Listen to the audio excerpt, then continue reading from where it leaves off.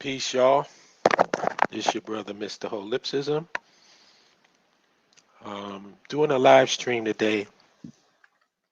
Um, this is probably not a popular topic because most people don't really get into the ins and outs and the details of, you know, government systems and economies and stuff like that. But it's something that I find interesting and something that I find for those that are interested, it kind of points out what direction we want to go in as a people once we establish a nation of our own. So, the topic of the show or the live stream today is coronavirus COVID-19 exposes free market capitalism. And I have a quote from, and he says, "This country has socialism for the rich, rugged individualism for the poor." And I wanted to give like a definition of free market capitalism. So I put that in the description box if you check it out. In its purest form, free market capitalism is a society in which an open market sets prices for the sole purpose of profits. This type of society operates on the principles of supply and demand. Prices are set and goods are bought and sold based on the demand of the people. Social democracy. Social democracy is a political, social, and economic philosophy that supports economic and social interventions to promote social justice within the framework of a liberal democratic polity and a capitalist oriented mixed economy. In layman's terms, social democracy is a capitalist system with a social safety net for its citizenry. Not to be confused with democratic socialism, which is a post capitalist philosophy supporting political democracy within a socially owned economy. And I also put a link in the description box to show you that when it comes to democracy, the United States is number 25 on the list. Number 25. When you look at the top five ranked by democracy, full democracy, you got Norway, Iceland, Sweden, New Zealand, and Finland. That's the top five. Then you got 6 Ireland, 7 Denmark. Well, actually, Denmark and Canada is kind of tied for 7th. Then you got Australia at 9 and Switzerland at 10. Those are full democracies. The United States is considered a flawed democracy, and they're at 25, right behind Japan.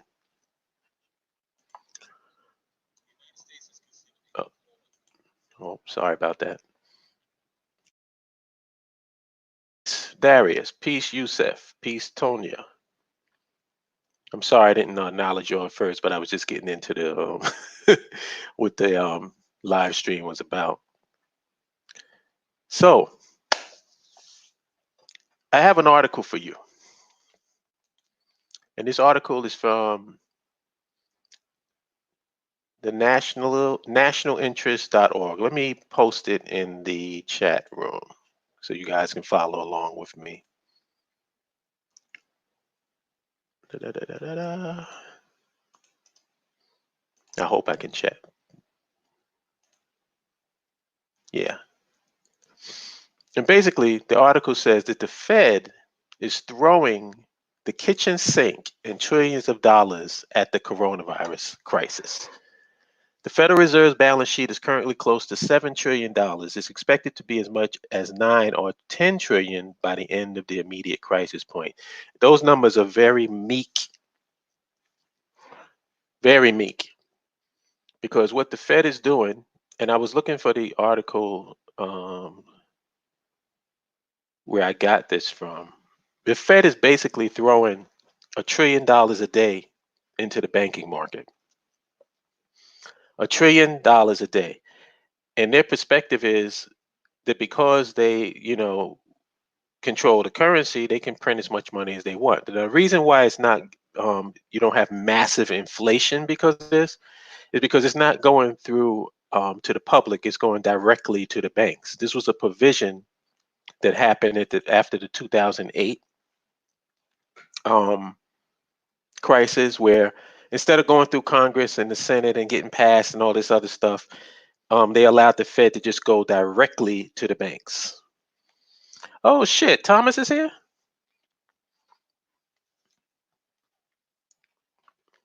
What's up, Thomas? He says, you notice the trend, full democracy in places that are 90% white. Yeah, but I don't think that that's the reason that they have full democracy because they're white. Like that's what they happen to be. Yes, I agree. But we can copy any system if we really wanted to. That's, because single payer healthcare system doesn't have anything to do with white. It has to do with the system that's what they utilize. Darius Lamb, homogenous European nations, meanwhile in Africa. It is what it is. It is what it is. But what I find funny, and me and Thomas were talking about this the other day, every capitalist turns into a socialist once things go wrong. Because I notice everybody has a problem with socialism. Oh, I don't want a socialist. And the first thing they're thinking about is like Venezuelans and places like that. And their big problem is that they don't want government involved in anything. Government shouldn't be involved. Like libertarians have this principle, like as little government as possible. And so my thing is, so what's the libertarian and capitalist solution to the COVID-19 situation? I actually had one guy, one brave soul, and I got to give him credit. Brave soul who actually tackled it. Let me see if I can go back to that interaction. This happened on Twitter. And yeah, here it is. I'm going to post it for you. Well, actually, I'll post my Twitter account, or you can check my Twitter account. Like if you go to my YouTube channel, you'll see it. But let's see.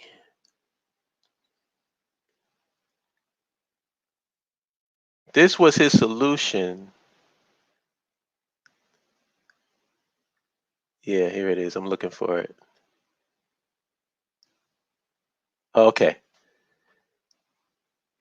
This is his solution to the libertarian solution to the COVID-19 situation. You tell me what you think about this. He says the libertarian answer and solution to the crisis: government removes itself from any testing or making vaccines and leaves it to the marketplace. That's number one.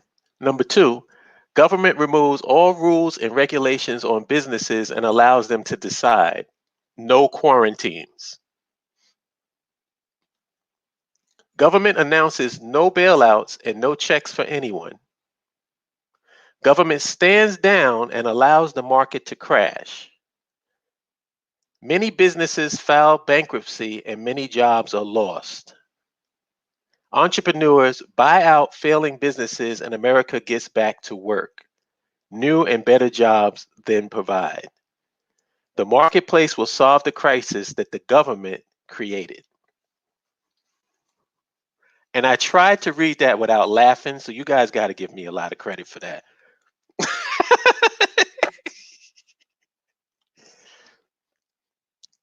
I mean, I'll be here all day unpacking that, like why that is so asinine of a so-called solution to the problem. What's up, Caroline? What's up, Dave East? What's up, June and Zone? Is that am I saying it right? What's up, Dom, Nico? What's up, Odos?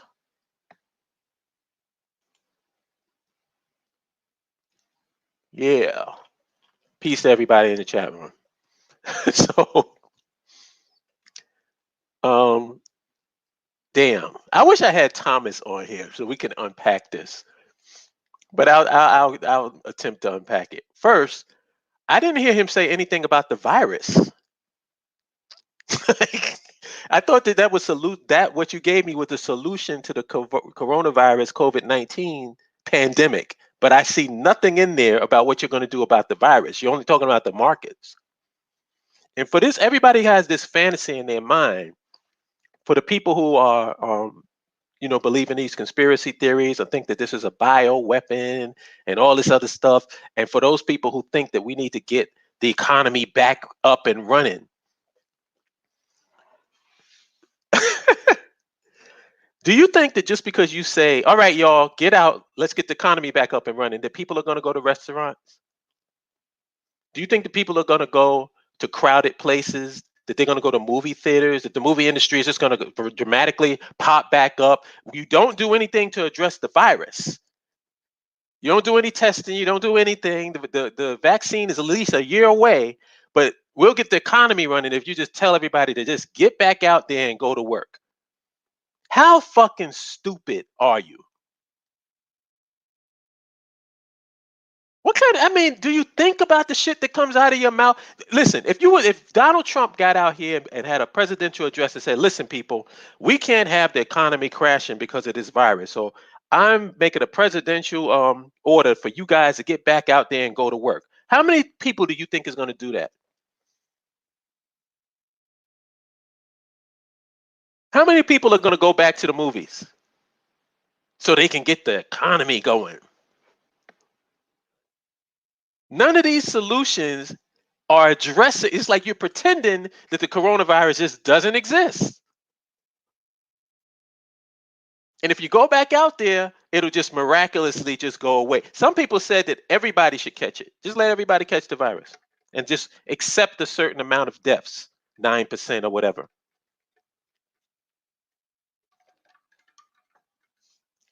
I mean, these are the type of mental midgets and morons that people are listening to right now. And they're giving this advice from the comfort of their quarantine homes. That's the part that really gets me. Glenn Beck is talking about, oh man, if I have to sacrifice myself to keep the economy going just for my grandkids so they can live in America, I'm willing to do it. Well, then why are you fucking giving this advice in your in your sheltered home? Do it, nigga. Get out there and do the very thing that you telling everybody else to do. No, but they're hypocrites. They're hypocrites. Everybody just sitting up in the shelter, sitting up quarantine, but you got all this advice for how to restart the economy.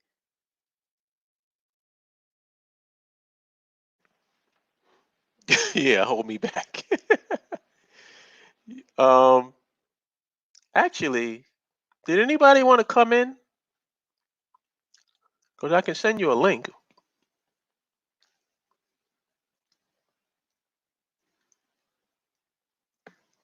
Let me know if you want to come in.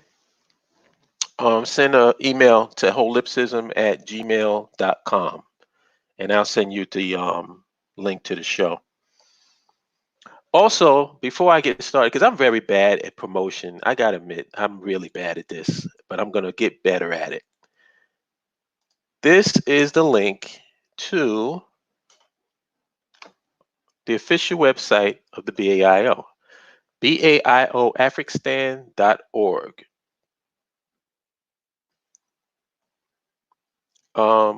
If there's anybody in this chat room that has not signed up to the BAIOAfricstan.org website, I ain't really trying to hear what you got to say. I'm being honest, because the BAIO website to me is ground zero for Black nationalists and African-centered progressives.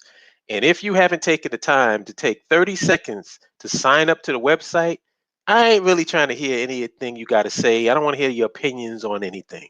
I'm being honest. I'm being real. I'm getting super fucking frustrated with the fact that people can't even sign up to a website, because if we are going to organize, we have to have a place where we can organize. And that's the place to organize. So if you are not signed up, and I'll know whether you signed up or not, so don't lie.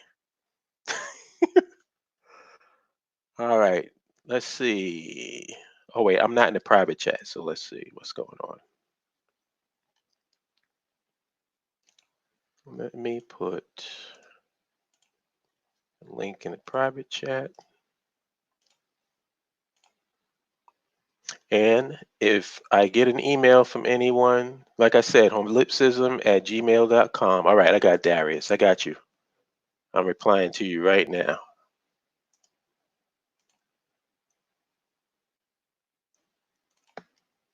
Boom. Anybody else? Thomas, if you want to come on, just send me an email. Holipsism@gmail.com.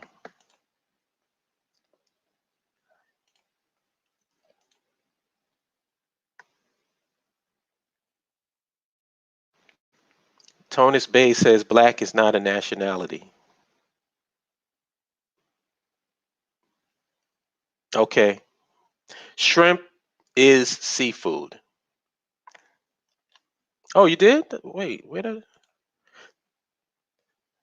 Oh, okay, there you go, Thomas. I got you.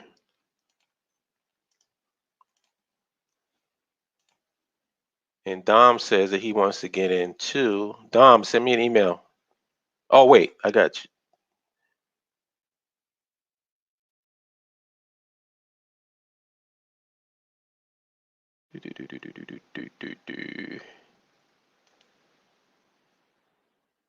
Yeah, Dom, just send me an email. It makes it easier for me.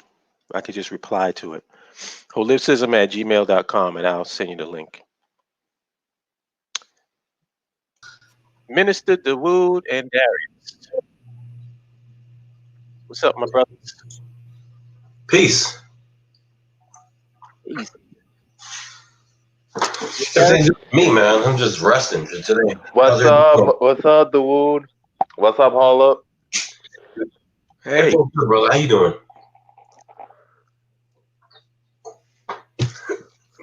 I'm relaxing, trying to be socially. I'm doing good.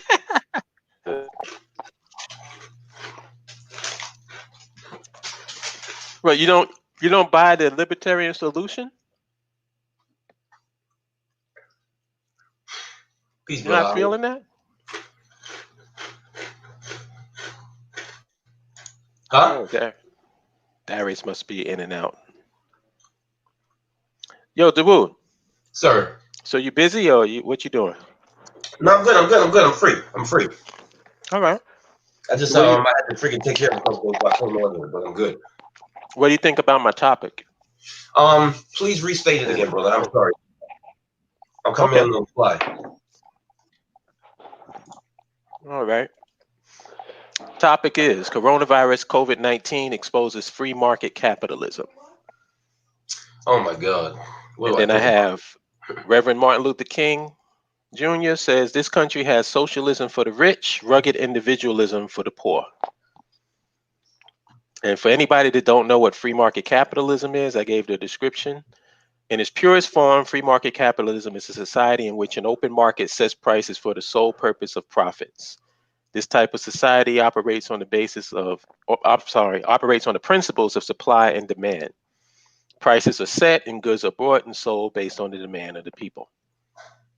Social democracy is defined as a political, social, and economic philosophy that supports economic and social interventions to promote social justice within the framework of a liberal democratic polity and a capitalist-oriented mixed economy.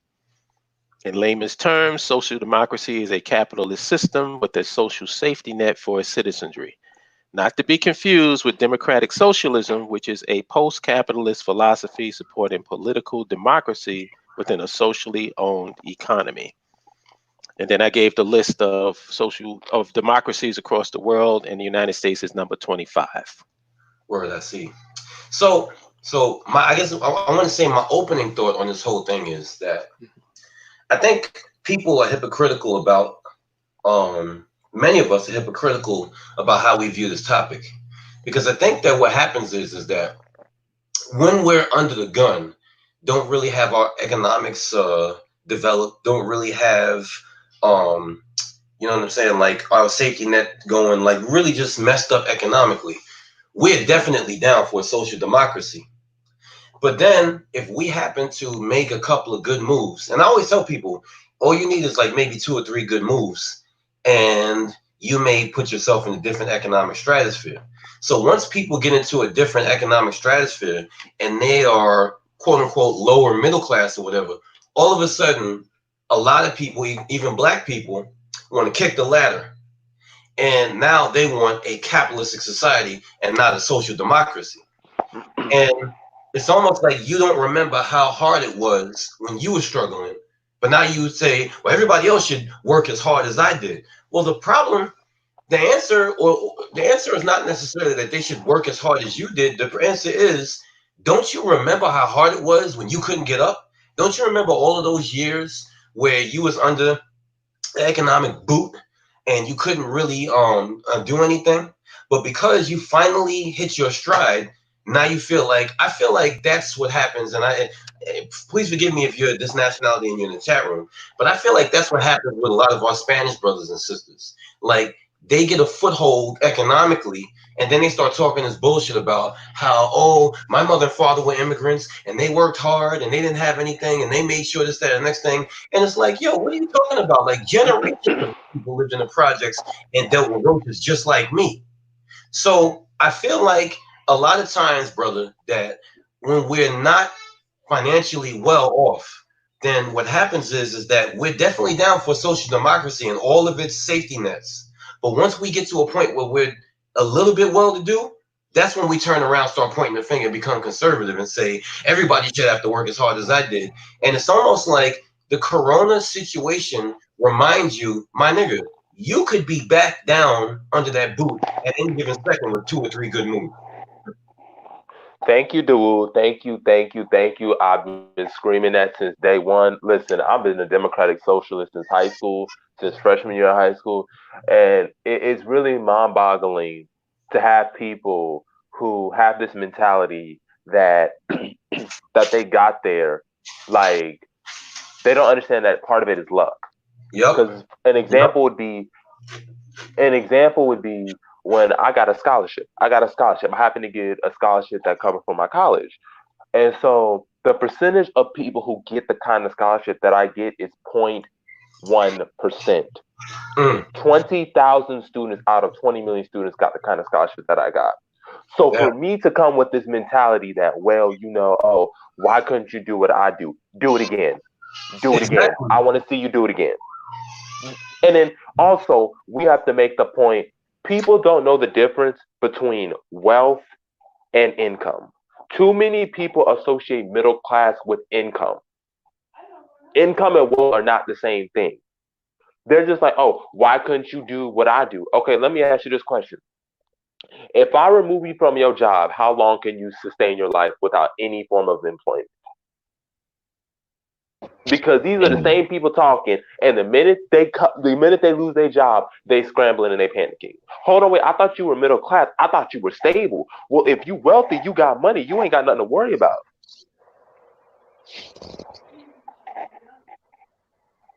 It just. I don't know what to say. I don't understand how people just don't get it. Well, peace, y'all hear me? Hmm? Y'all hear me? Yeah, we can hear you. Oh, what's up, man? Peace, everybody. What's up, Dom? What's up, man? Long time, man. Haven't spoke to y'all in a minute. Yeah, man. But you still there. You always around. Yeah. You know, I'm always checking in. Yep. So, see, I'm out here working right now, you know? I'm on breaks, though, but yeah, this is tough, man. Like, this right here, it's a wake-up call to everybody, you know? But it's like, for black people, like, right now, people don't even have, like, 2 months of money saved up right now, because I think this shit is going to extend for another month. And then I know for a fact the average person don't have 10 grand to pay for, you know, all the expenses. The average person don't even have $500. They're Yeah, not wealthy. They're not wealthy. They're just living paycheck to paycheck. You got a secure income. You're not wealthy. Like, Yep. They say 50% of the population can't afford a $500 emergency. but y'all against Mm. social safety nets. But y'all against social safety nets. Right. Like I said, it's hard for me to feel sympathy, man. It really is. It's hard for me to feel sympathy for stupid people. Hold up. You've been in Rwanda and you've been to other countries.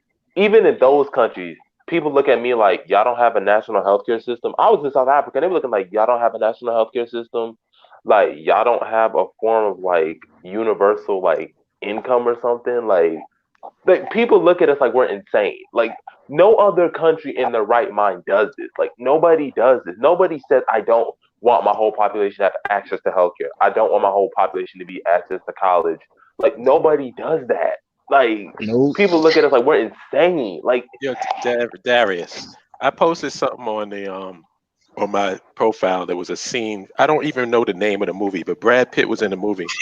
At the end of the movie, he said, "People say that we're in a community. Don't make me laugh. I live in America, and on America, you're on your own." Yeah. And that's basically what it is. This government doesn't give a shit about its citizenry. If the house is burning down, if the U.S. government was the fire department, their issue would be how to get all the shit out of the house, how to loot the house first before you even put water there to put the fire out. That's how their mentality is. Yeah. When this pandemic happened, well, who's the first people that they took care of? The banking, the banking system, and the corporations. And they told the people, they gave the people a choice.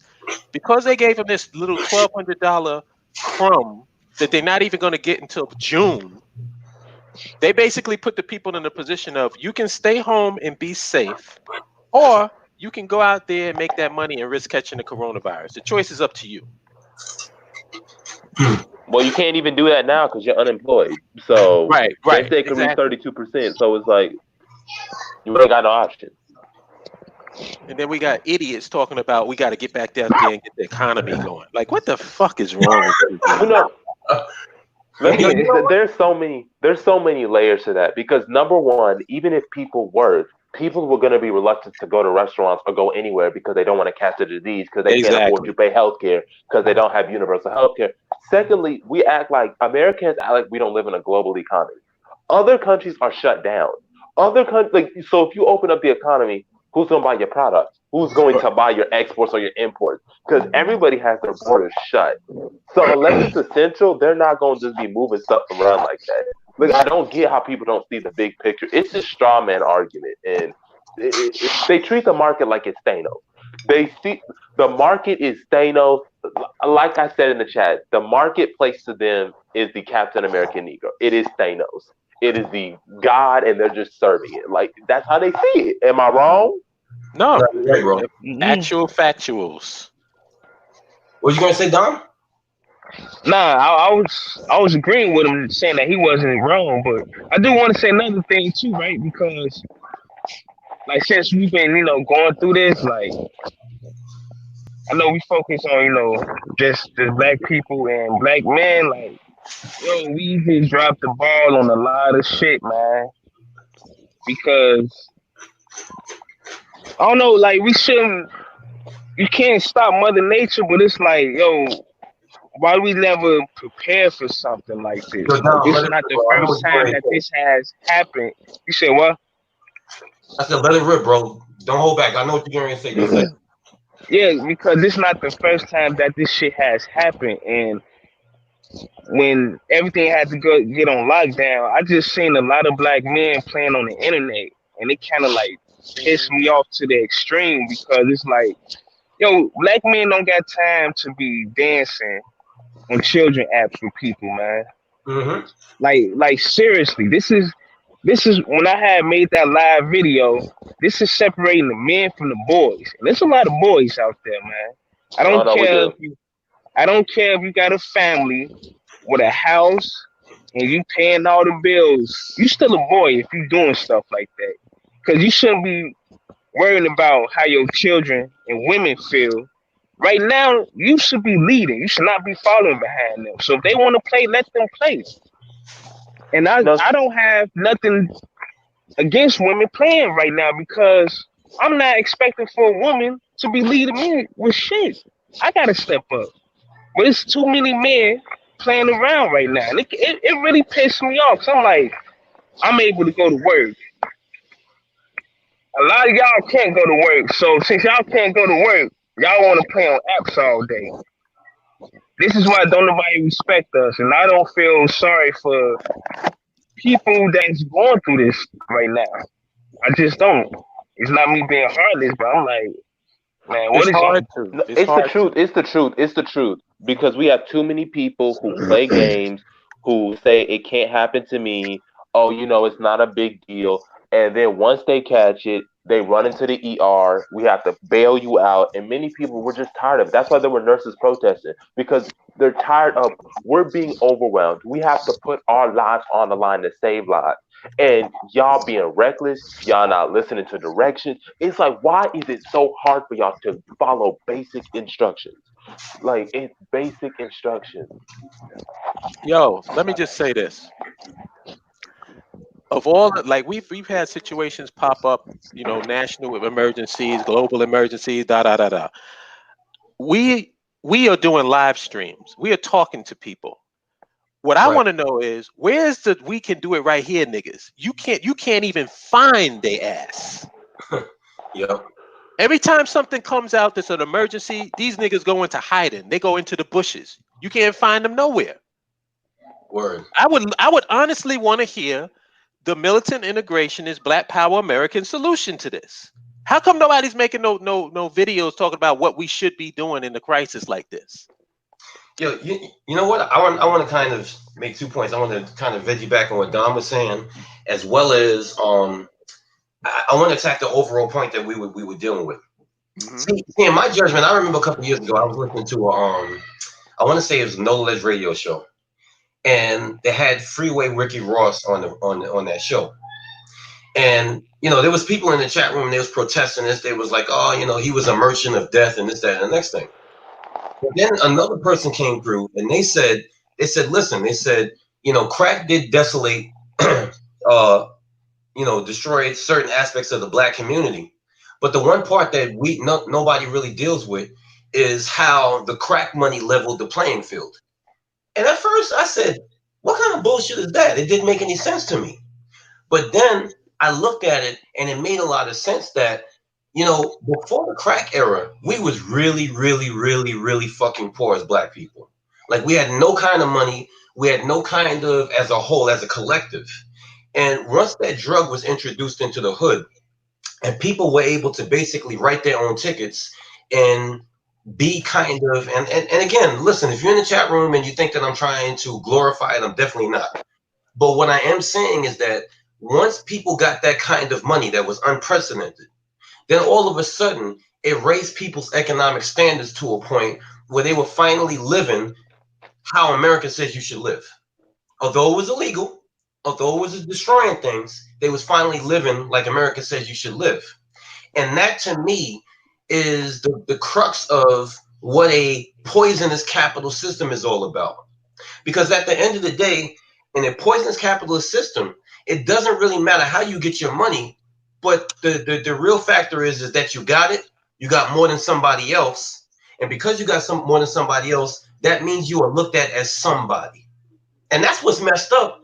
Actually, not really messed up, but that's what actually is this whole COVID-19 crisis is exposing, that once this disease hit and nobody can leave their house and nobody can really make money, it again levels the playing field, but in a different way, which means everybody is suffering. And like Darius was saying, because the economy is connected to all four sorts of different parts, if one person is making money, that doesn't really benefit the economy, because that means that if you're selling a product and you're making money, does that mean that other people that are in the house can buy? No, they can't buy.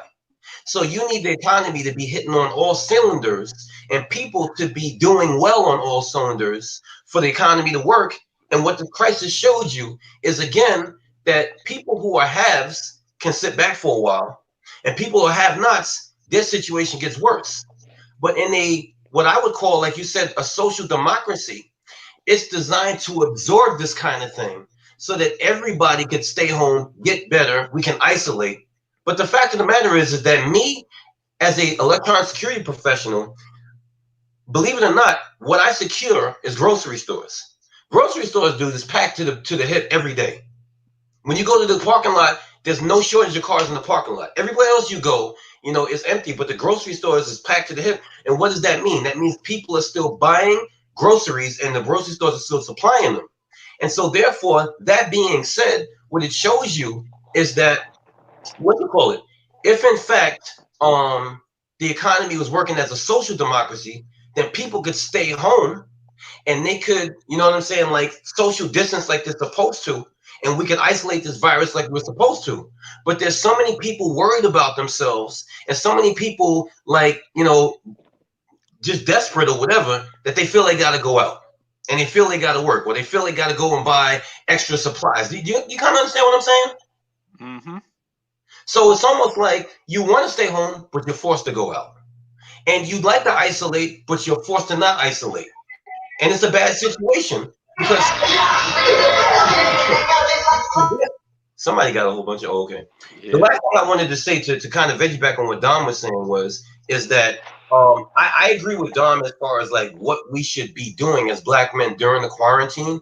And I got a little bit of heat for this because there's a meme going around, and the meme says if you don't come out of this quarantine with a new skill, more knowledge, and I think the other one was start your side hustle, you just lack discipline. I think that's a fact. I want to get y'all opinion on it, but I think that's a fact. It's not saying hey, you right. Like I'm telling you, like listen, I say this: if you able to go to work, just go to work. But if you can't go to work as a Black man, you need to be at home with a plan. Not playing on TikTok with women and children. Y'all dancing and shit. Like seriously. And at this point, I'm starting to lose respect for a lot of people. And when this is over with, I don't even want to be around them because it's like y'all play too much, man. And you gonna be the reason why a lot of shit it's gonna continue to go the way that it is, man. Because it's only a few of us, and there's more of them. Yep. And they the ones that's gonna try to hold everybody back because they don't want to take stuff serious, man. Yeah, because this is gonna be over someday. And when it's over, what did you do to put yourself in position to recover? Nothing. A lot of them not doing nothing right now. Yeah, I had somebody. It's people on YouTube right now. I swear to God, they on YouTube right now talking about, are you still getting some during this quarantine? This is what they worried about. They worried about women doing quarantine. Those people were never serious to begin with, so I don't even give a shit what they have to say. Yeah, like you I don't even listen see to them. Sometimes I see it and I'm like, oh, this is what they, man, y'all tripping out here. Those people are not serious people most 90% of the time. So like that topic is right in line with their overall philosophy. My thing is this. This is what I'm saying for the people who supposed to know what time it is. When the sheep is scattered in the field, do you go to each individual sheep telling it to get in line? Or do you look for the fucking shepherd? That's a good question. When the fuck do this? What this shows me, from my standpoint, is the need for organization. Not this self-help, every man for himself, go out there, do that. That's what led us to what we doing right now. I know. I have there's an interesting like analogy to that. But their ideology I kind of disagree, but if you look up a group, it's in India. They're called the RSS, and which is the Rashtriya Swayamsevak Sangh. And they are a Hindu nationalist group. And so originally when Gandhi gained independence in India in 1947, they were they were banned. Now they have a political party, a youth wing, a business wing, a law wing, and now they control all aspects of society in India. Damn. So much so that they have the overwhelming majority of parliament. And they did it in about 20, 30 years. If that does not show you that if you don't organize, you can't change anything, I don't know what will. Because they were fringes. Nobody, it was never even a thought. And now its ideology is more popular than ever. So much so that they don't even celebrate Gandhi as much as they do. They actually celebrate his killer because his killer was opposed to Gandhi's secularism. That shows you the power of organization. Once you organize and you're serious about it, people will get in line. Like, people think that when you organize, and this is the thing that bothers me when it came to other like political activism like Black Lives Matter, is just like, what's the end game? What's the organization? They tell you specifically in Hindu nations, specifically say India is a Hindu nation and they want to make it a Hindu nation. They make it explicitly clear.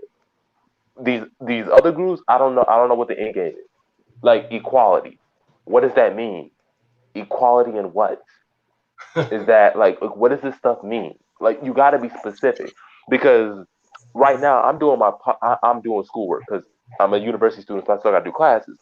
And when I was in South Africa, they taught me about public policy. And so they told us that you have to be specific on what you mean. What are you trying to solve? You can't be vague. You can't be general. She kicks it back 3 times to me because you have to be specific. And that's what we're trying to get to everybody. You have to be specific. Stop playing games and just tell me, I want this. Be specific. What aspect are you talking about? Then that's just not being shown.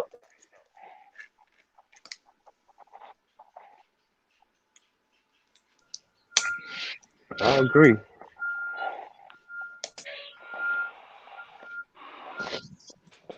We got Salima in the house. Hey, what's up? I don't know if she can. Salima, you there? Yeah, I'm here. What's up, guys? Can you hear me? Hey. Yep. Yes. Yeah, I'm working, but I'm working from home, so I'm able to chime in. I'll just mute my phone whenever I get a call. But I love hearing y'all voices. How is everyone? I'm more hanging humble in than there. ever. I'm good. I'm good. That's good. Everybody, is everybody still self-quarantining? Yep. Yep. Yeah. My 2-week period is over, but I'm still staying in my house. I'm not going nowhere. Exactly. And it's funny because my sister, we both work for the same company, and I have 2 nieces that work for the same company. And one of my nieces works in the same building with my sister, and they had 3 confirmed cases in their building. So they sent her home weeks ago. So she started her self-quarantining a week ahead of everyone else. And we all just came to her house and we self-quarantined there, as opposed to exposing the rest of the family to it. And I'm at my sister's house, and we're chilling. We fine being together because that's what we do. As the week started going on, she got another, they said it was another one in her building. So we are still, doing what we do. And then when our 2 weeks was up, I got an email from my building saying that there was somebody that worked directly across the hall from me that we should share our break room. He was confirmed as well. So I'm like, so do I start this over? Like, because I've been exposed to this man, but it's just crazy. It's a crazy situation. I don't know if this is our new norm. I don't know if this is life. You know what's funny? I just hope. My first YouTube video that I ever did, and this was 10 years ago. You know what the name or the title of that video was? My very first YouTube video. What was that? It's called "There's No Such Thing as Black Leadership." I remember That's true. that. I mean, there ain't I no lie. remember that. And now here we are, April With 5th, no 2020. black leadership. Absolutely None. Because changed. why are they so silent? Why are they not offering any aid? They're not doing anything. No, they're doing it for other groups. They're doing it for other groups. Right. Exactly.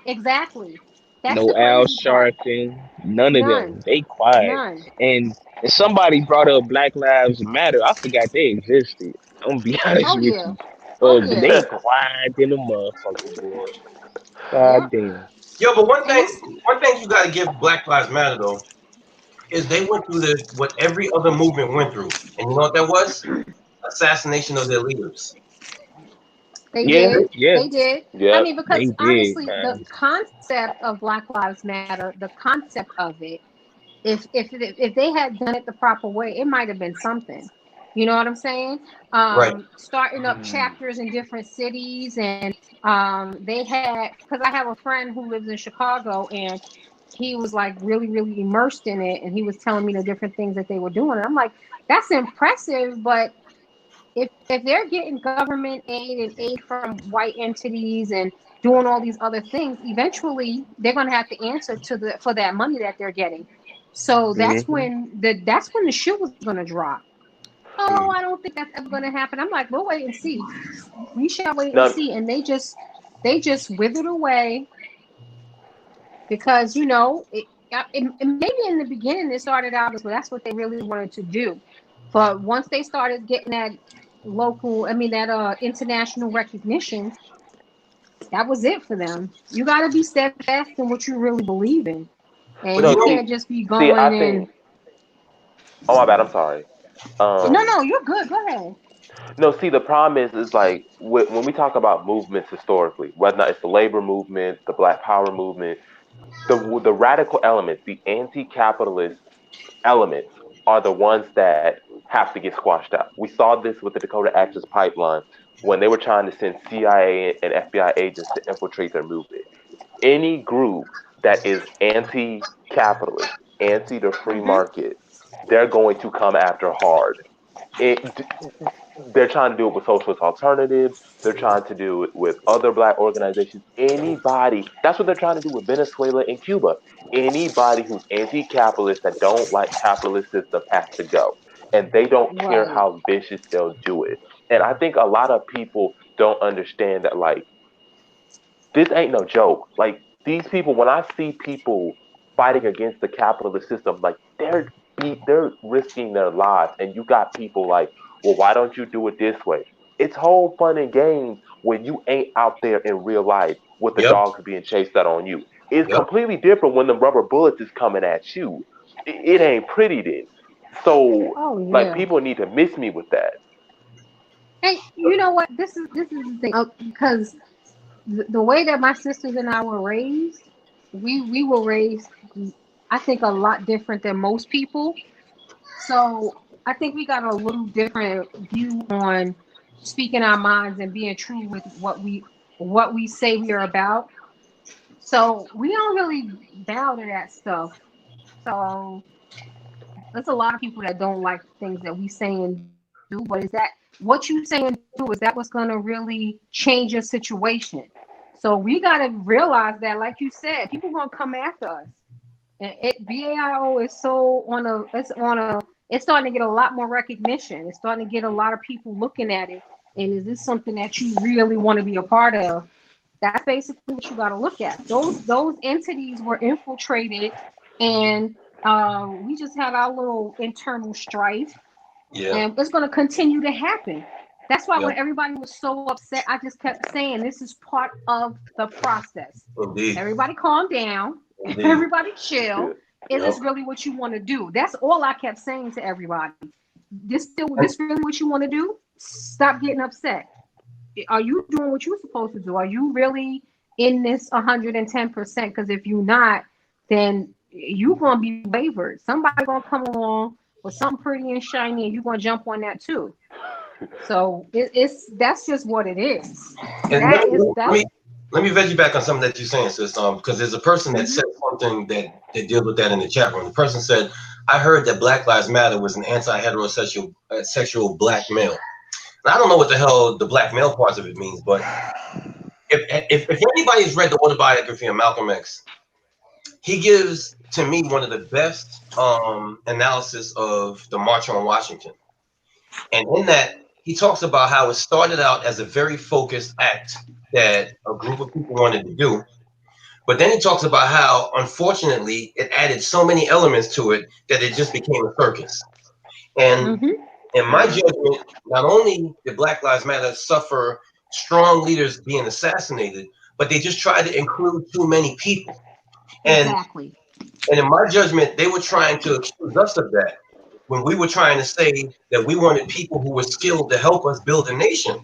And they were trying to say, oh, y'all trying to include all of these people. And my standpoint was that we were never trying to include all these people because there's people from certain backgrounds that don't want nationhood.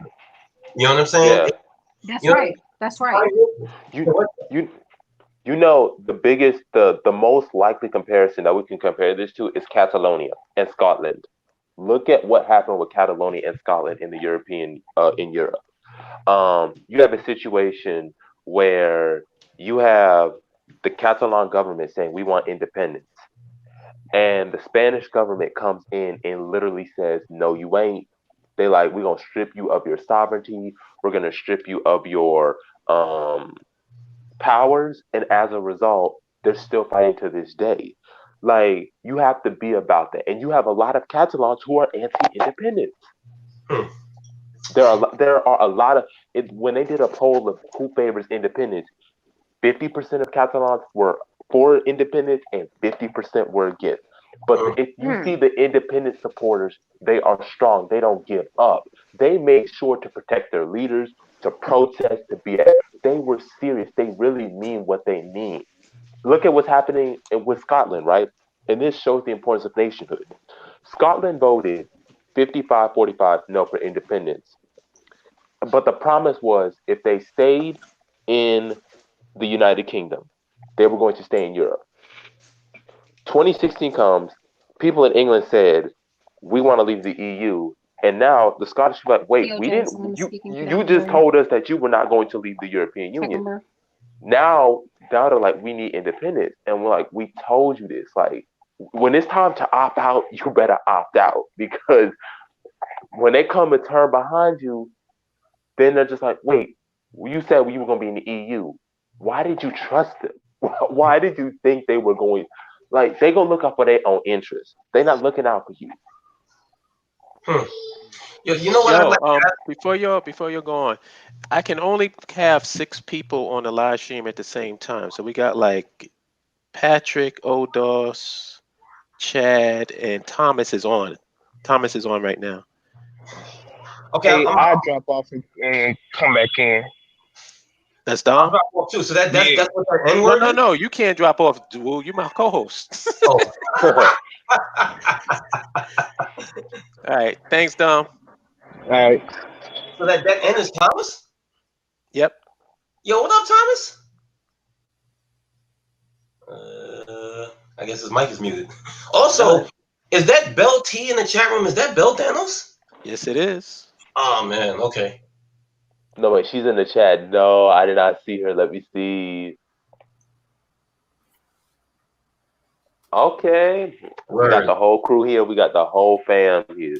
Thomas is on and Fatty Black is on. What's up, Patrick? It was good. How you doing? I'm a little tired. I only got like 5 hours of sleep. So, yo, Chad, I'm gonna try to get you on next round. Just stay with us. I don't think Thomas' mic is open. I don't know. Maybe he's having activated his camera just now. I don't know what's going on. So you know what this whole quarantine is showing me? It's showing me a lot of things actually.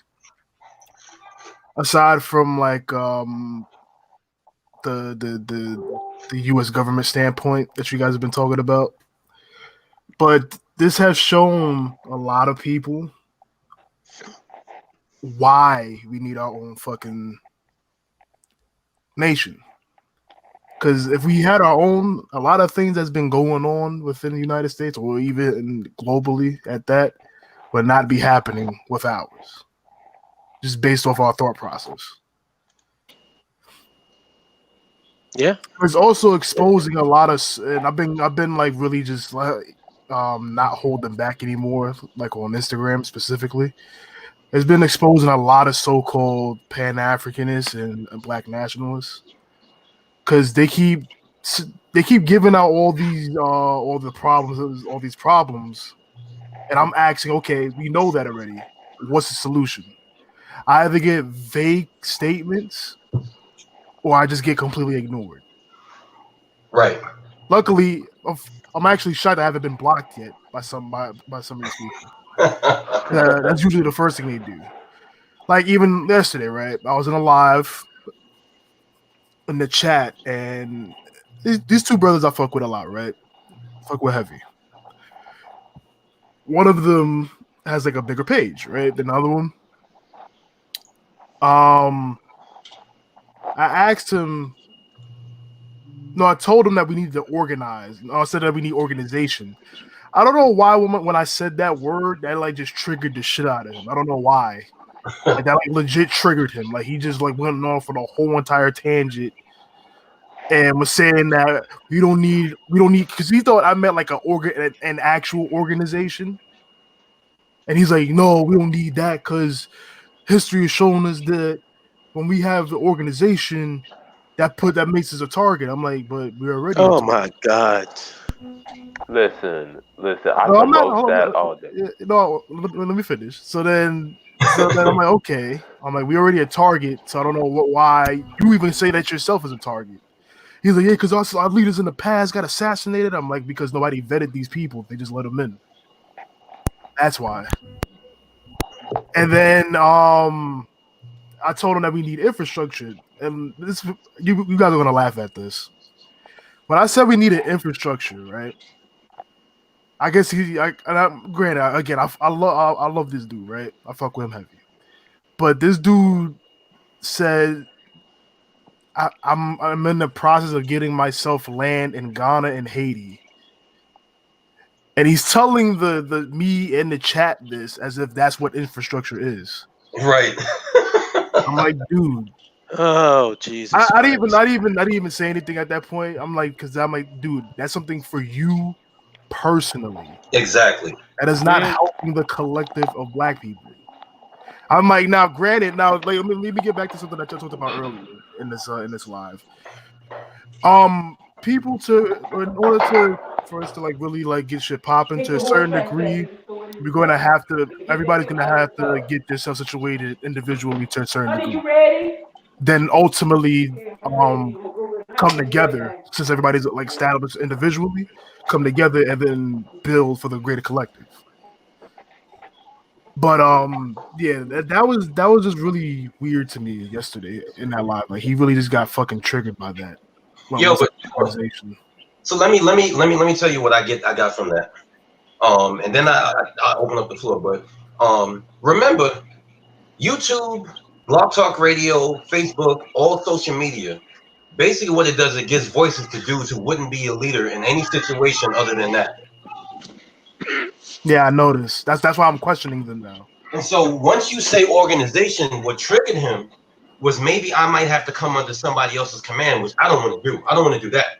I want to be able to run my own page, talk my own bullshit, unchecked. Nobody ever tells me what to do. Nobody ever kind of makes me accountable. And the minute you start talking about some kind of structure where there's a chain of command, there's accountability, I have to be answerable to you, you have to be answerable to me, these people don't want no part of that.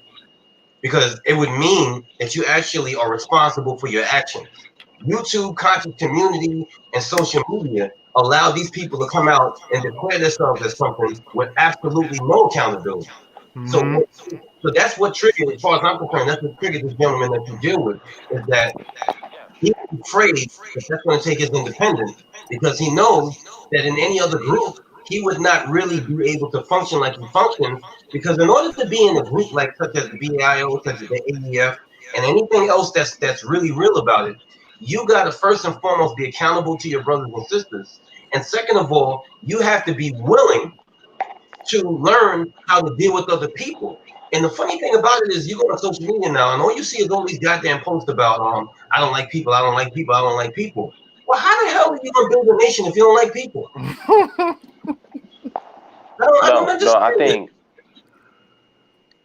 I think this also goes back to Hollup's original topic about free market. is that people don't understand that when you are in an organization, when you are in a nation, there's something called roles, and there's something called a time step back. And too many people on YouTube, on social media, want to be the so-called woke leader. Like, I'm the woke leader. This, listen, you don't have to be the leader of an organization to be a leader. You can lead by example. I remember when I when I went to be vice president of this organization, they Can anyone asked hear me? me the question, "Well, actually, tip for president." Hmm. Can, Can can anyone y'all hear hear me? me? Yeah, we can hear you. Okay. Okay, so when I had went,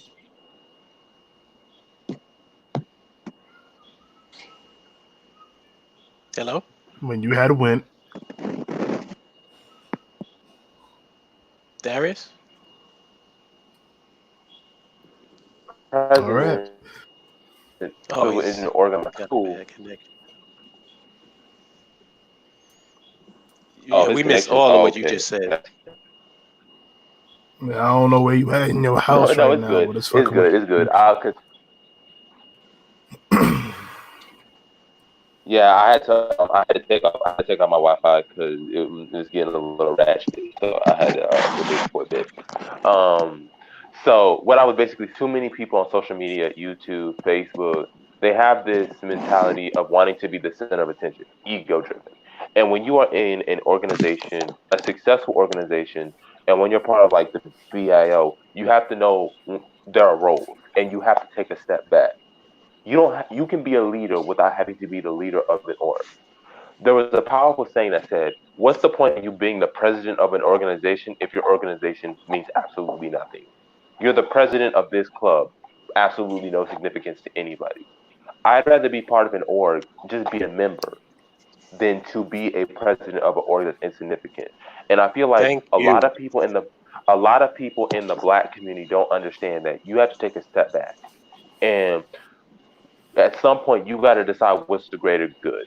If people have a problem with something about me, whether it's my religion, language I may speak, if they feel like, listen, we need you to take a step back because we feel like this may not be the best situation to advance, I'm willing to do that because I'm looking at the bigger picture and not so much my own ego. Word. Thank you. Yo, Chad, Hold up. Hey, what's what's going going on? on, everybody? How you What doing, everybody? Is your Wi-Fi good? Is your Wi-Fi? Can y'all hear me? Yes, I can sir. hear. Yes. I can Yeah, hear yeah. Thomas too. Thomas, I can hear you. Oh, okay. No, I just didn't. I wasn't too sure if you guys could hear me or not. I'm at work, so I don't have Wi-Fi necessarily. I just wanted to make sure I could be heard. And I didn't want to jump in on nobody.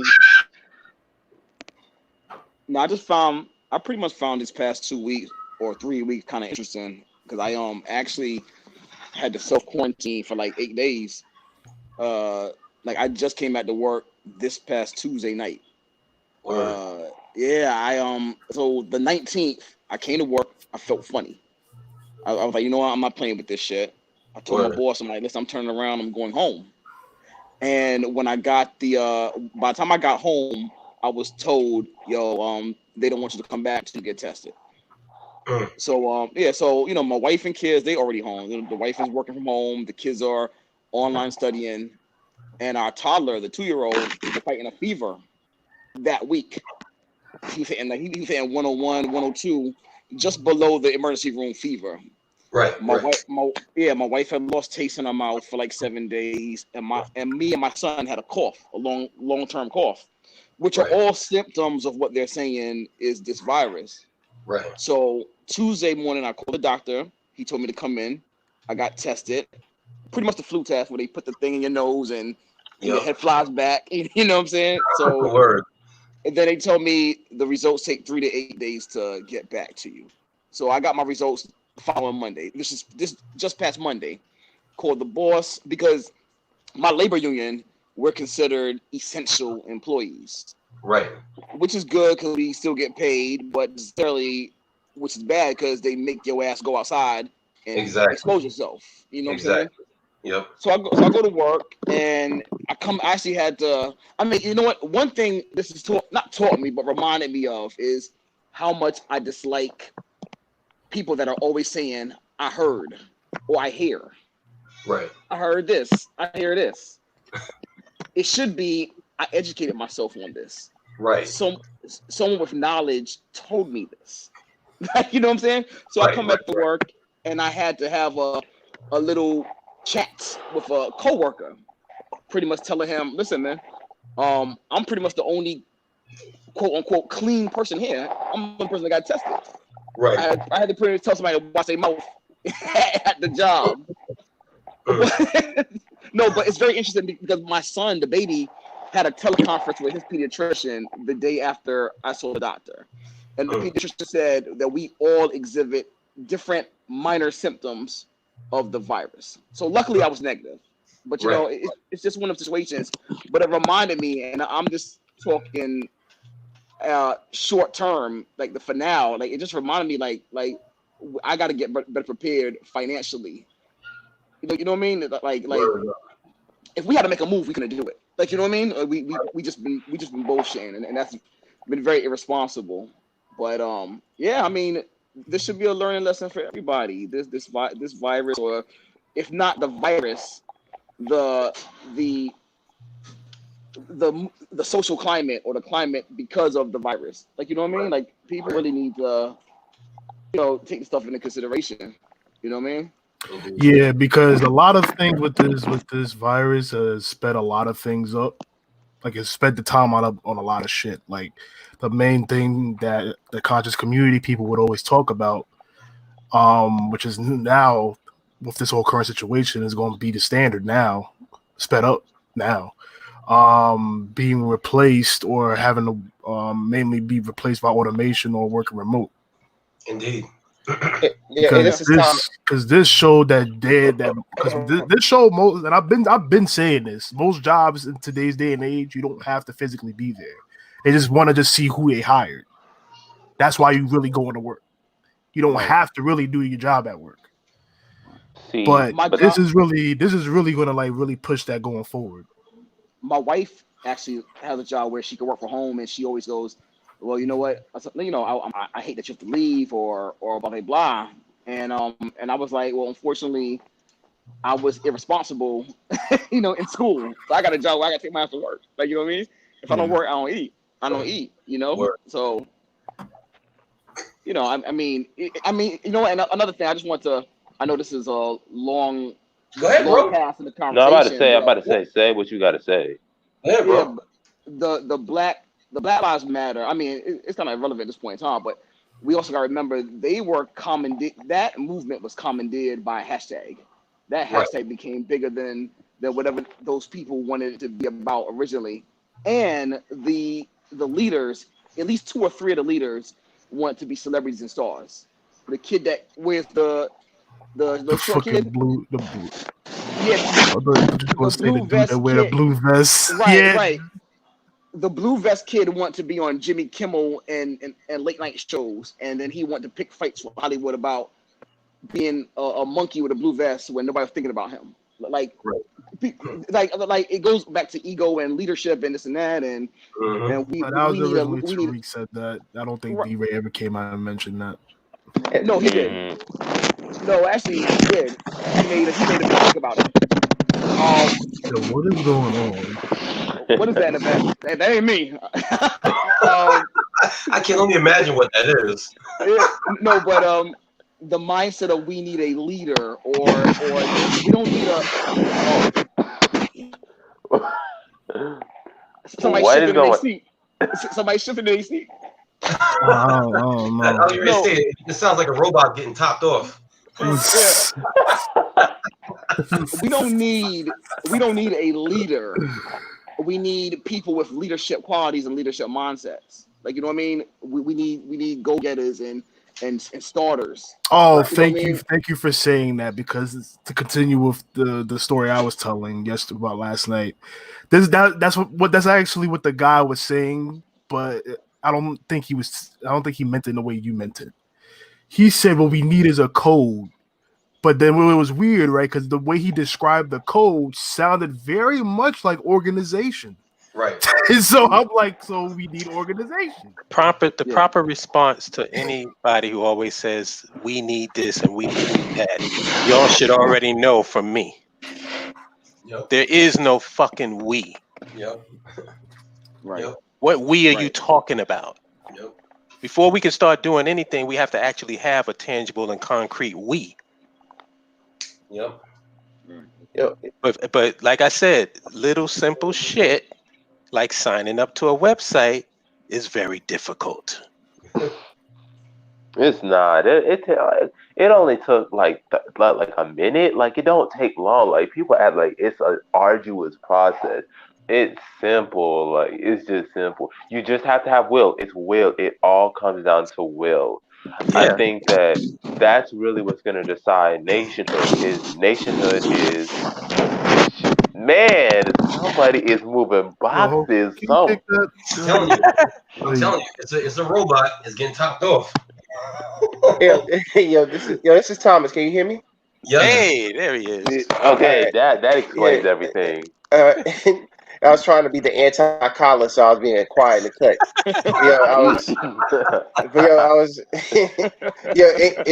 Has anyone noticed? This is one of the most important questions. Looked at the continent and how it's being affected. So, for instance, have you noticed that out of the 404 deaths over on the continent, that 3/4 of them come from 4 countries that happen to be Muslim, Arab, Berber origin? So you got Egypt, Tunisia, Morocco, and Algeria have over 300 deaths out of the 400. Mm-hmm.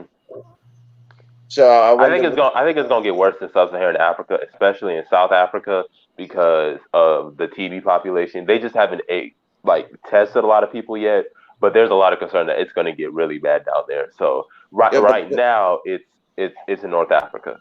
But look, Nigeria has 5 times the population density of the United States with 200 million people.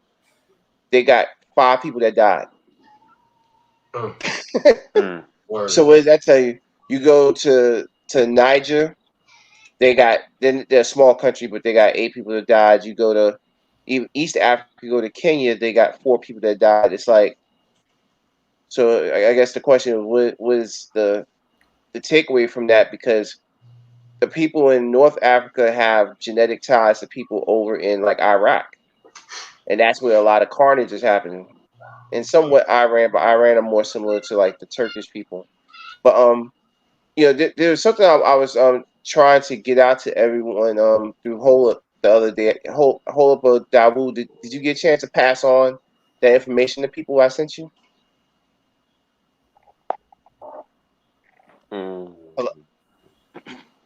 Hello? Yeah, we can hear you. I don't know why Holeup's not answering. Oh, I thought it went dead. Dawood, did you get a chance to send that information to people? He's not answering either. I guess not. But yeah, everybody's on mute. Everybody's on mute right now. You can further explain it. Oh, I was okay. For a second. Huh? I said I was definitely on mute for a second, but y'all gotta understand. I'm like, I got my little children with me today, so I go on mute so I can give out horsey rides, and then I come back. Oh, okay. Well, this is kind of important because like it or not, while we're still here, you still got to have resources to live and survive. So there was some information that was given out by there's actually a congresswoman here in the Charlotte area who actually acts like she halfway cares about people, and she gave out information. I don't know anyone else who was doing it, so she had a conference call about some of the money that's available to different groups of people. Like, of course, people who are unemployed, they're unfortunately going to be out for a while, so they have the money that's available, like through the federal government, like an extra $600 a week on top of unemployment. So I don't know what the state maximum is in New York, but it's like $350 here in North Carolina. So you'll be able to get, in some cases, up to $950 a week. And then also for people who have small businesses, and this includes independent contractors and sole proprietors, they have a variety of programs. Like, for instance, one of the programs that I was trying to get everybody onto. There's a EIDL loan advance. So under normal circumstances with the SBA, you have to go through a lot of like qualifications with credit and stuff like that. This is like a $10,000 cash grant that they're supposed to give to you inside of 2 weeks.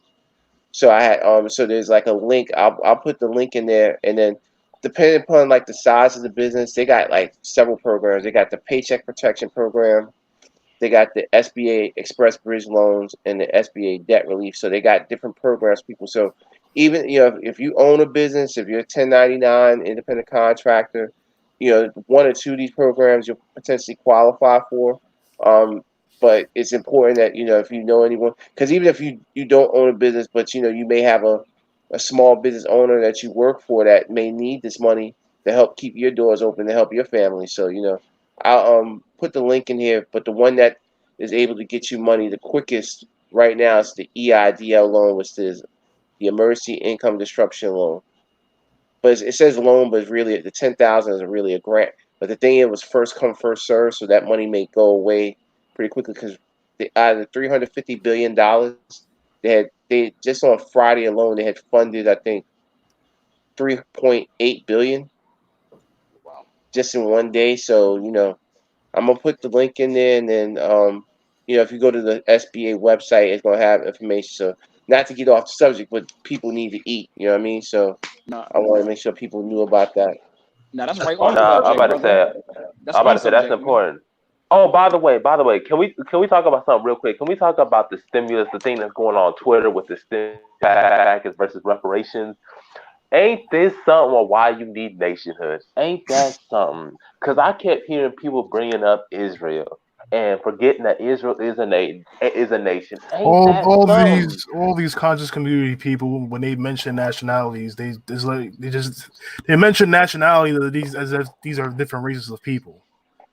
It's like, dude, 5 out of the 10 nationalities you just named are all in one racial group. So obviously they're gonna, and again, they have a nation, they have a home outside of the United States. But that's the problem, though, right? Like, that's a problem with, unfortunately, our people. It's too much of the oppression Olympics. Like, you know what I mean? We got it worse than you do, or why don't we get treated the way you do? Well, you haven't been treated like they've been treated for 5 years. Why are you still asking the question? What the fuck?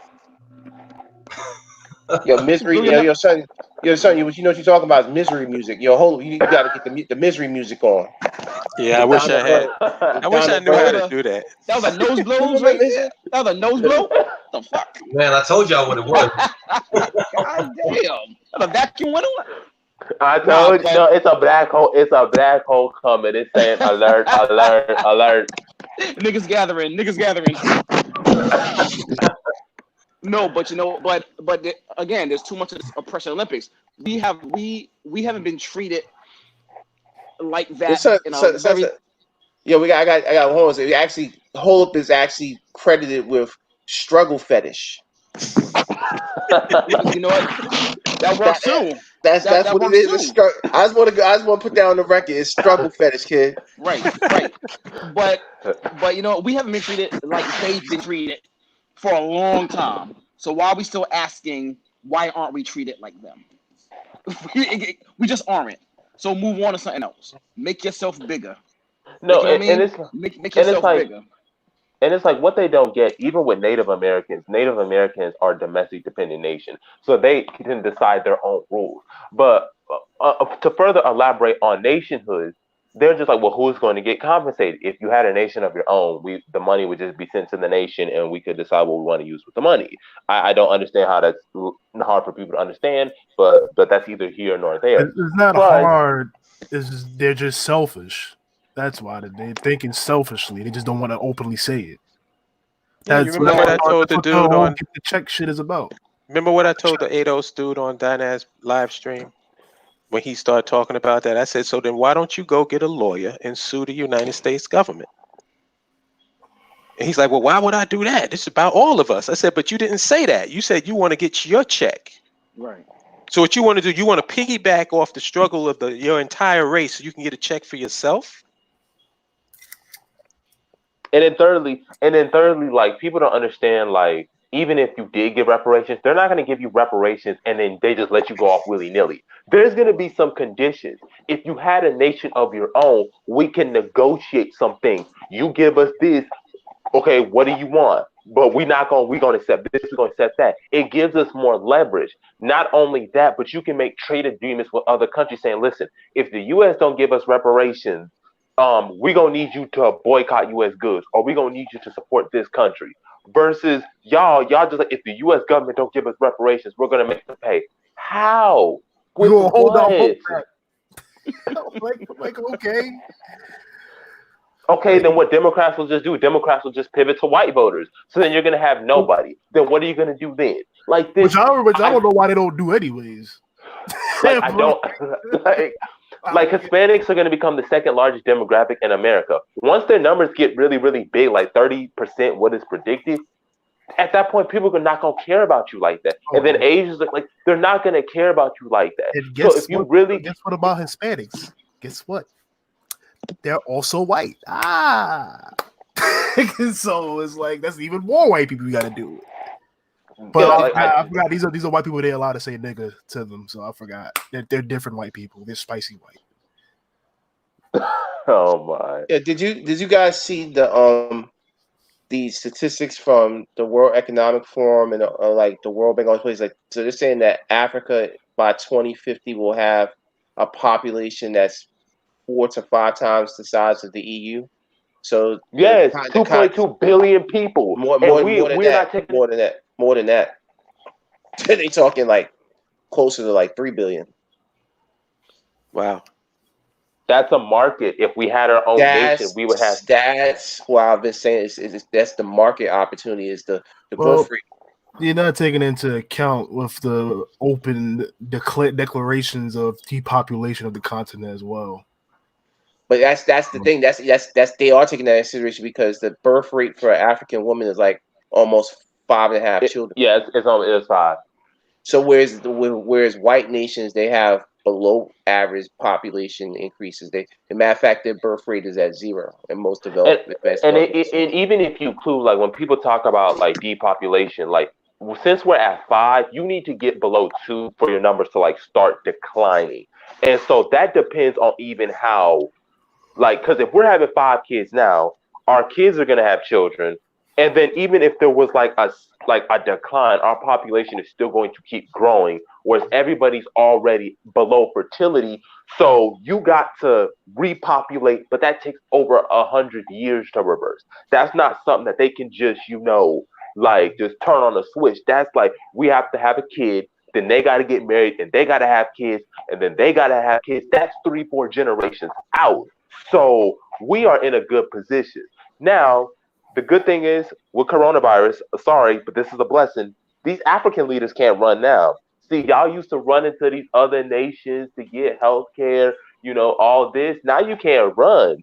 See, in real handy dandy until everybody says you on your own. Then it's like, oh yeah, that healthcare system that I never invested in. Oh yeah. Africa spends 5% of its money on healthcare when the average is 10%.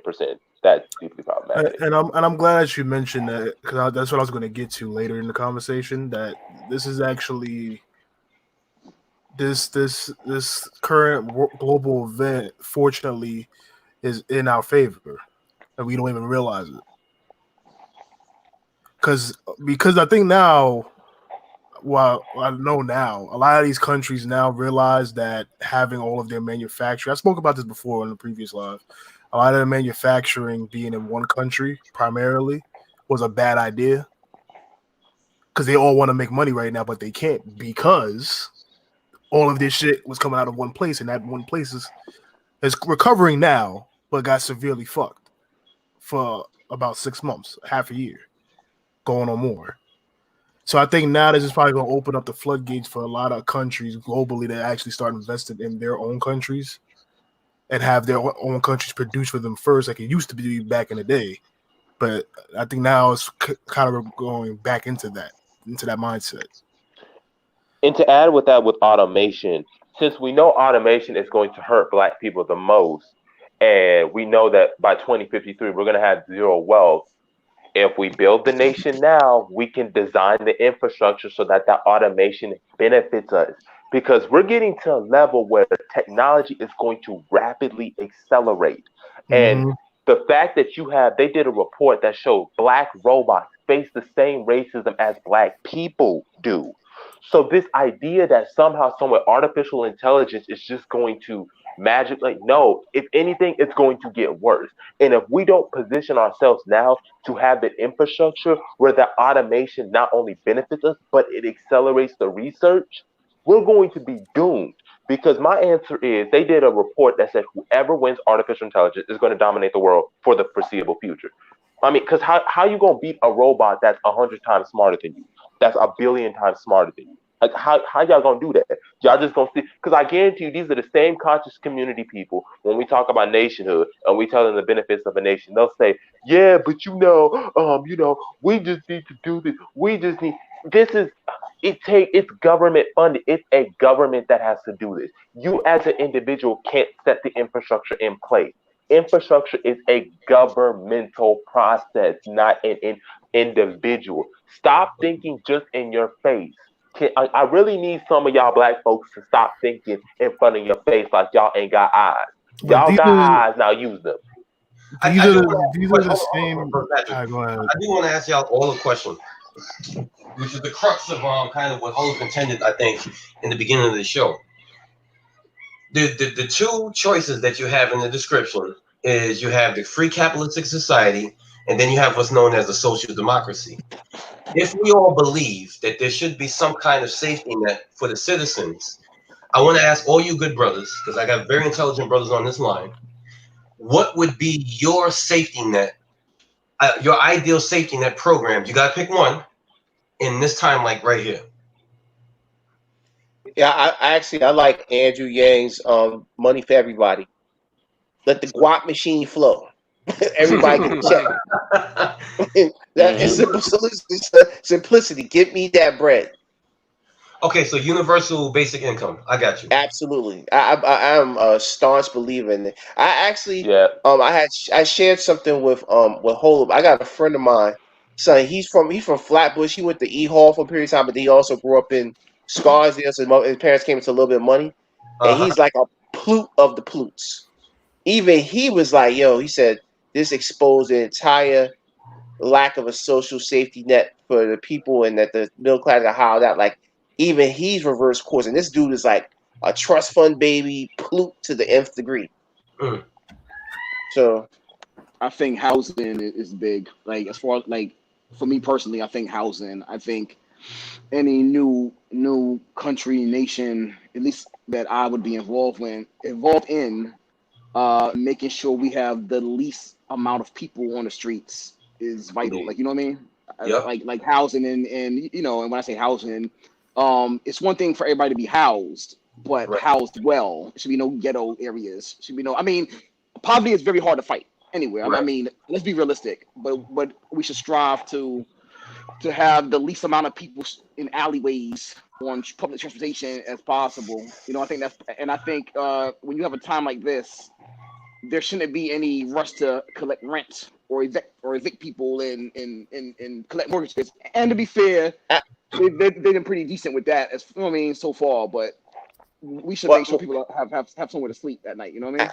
Actually, right now in New York, there's an executive order that addresses that, right? So right. So no one. Yeah, but Thomas, it's mad people trying to resist that though. Of course, they can't resist anymore because before he asked them to do it, he actually created an executive order. There's a cessation of mortgage payments, rent, and no one's utilities can be turned off. Thank you. So, anybody want to field that question on the screen? I got an answer for it. I got an answer for it. I'm about to say. You ready? You ready for the answer? Join the BIO. It's simple. Yeah, let's finish this because this is more important than that bullshit right there. Anyway. Yeah. Okay. Come on. Come on. Come on. What do you think, Dick? For me, this exposes why you need universal healthcare, which I don't understand why we don't have. Right. You know why, bro. When everybody when everybody doesn't have universal healthcare, now that makes the population more at risk. Because if I don't have universal healthcare coverage, then now when I go to I can't go to the doctor's office because I can't pay for it. Like they showed a lady where literally she got treated and she got to pay $35,000. Are you kidding me? Darius, the thing that kills me is you have private health insurance companies. How do they operate? How do they operate? They You make become money. a member, they take money from everybody, so that way you create this pool where they can pay for the for the health care of an individual who doesn't have the money. Wow. Wow, what a unique idea. We never would have thought of that. That's what a fucking single payer healthcare system is. Right. Well, now, Hope, there's one thing I will say about single payer that I don't necessarily like is the fact that the way the rationing works. The better model to me, from what I've seen, is France's model.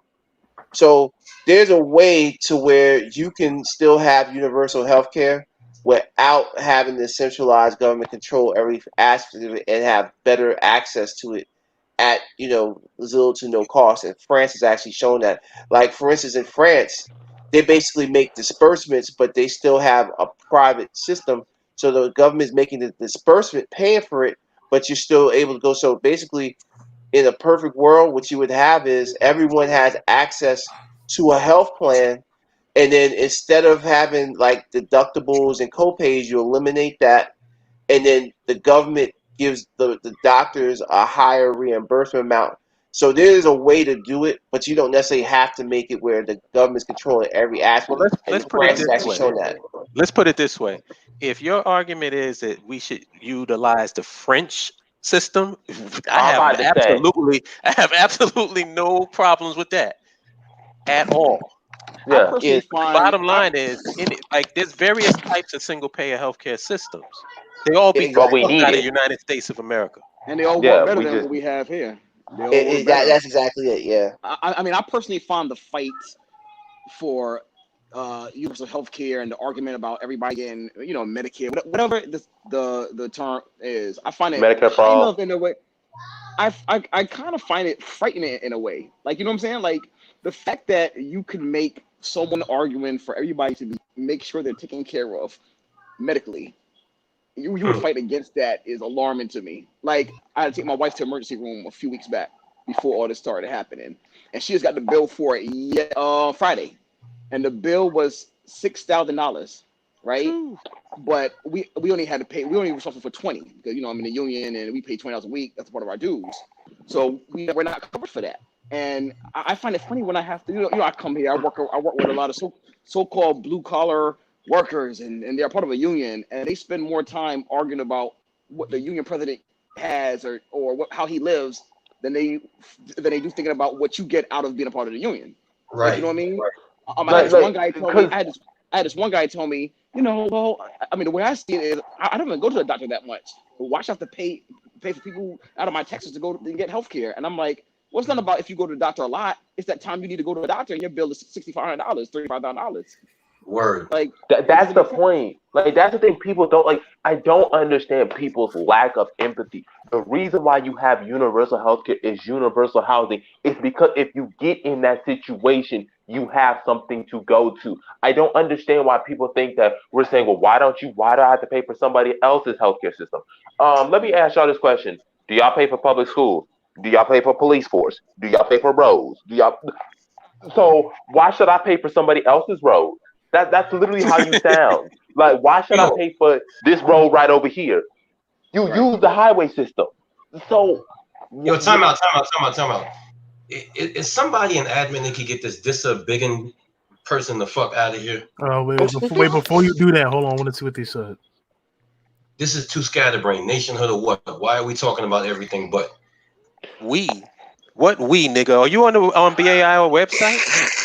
Yeah, I mean, let me just say. If you ain't signed up to the website, I don't give a fuck what you got to say. That's all control. That's probably Holup's secret admirer. Just block him. Yeah, I got so many of them. No. I got one thing. I got one thing about that. The two quick things. One is apparently you don't know what aspects of nationhood are, and then number two is you be the same person like Patrick Star off of SpongeBob. No, wait, Mr. Krabs off of SpongeBob.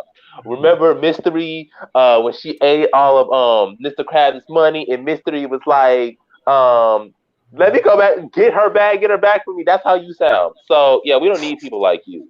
Cause you'll be the same one like Mystery, eating up all the money, eating up all the Bob, and then next thing we know, we ain't got nothing. Boy, get out of here. Yeah, so Patrick, what's your safety net? My what? What's your safety net? In regards to the two political so societies, or no, what we was passing around was because we're talking about what it would be like to have a social democracy, and everybody came up with a plan or their individual plan for a safety net. Thomas said universal basic income. Chad said real housing.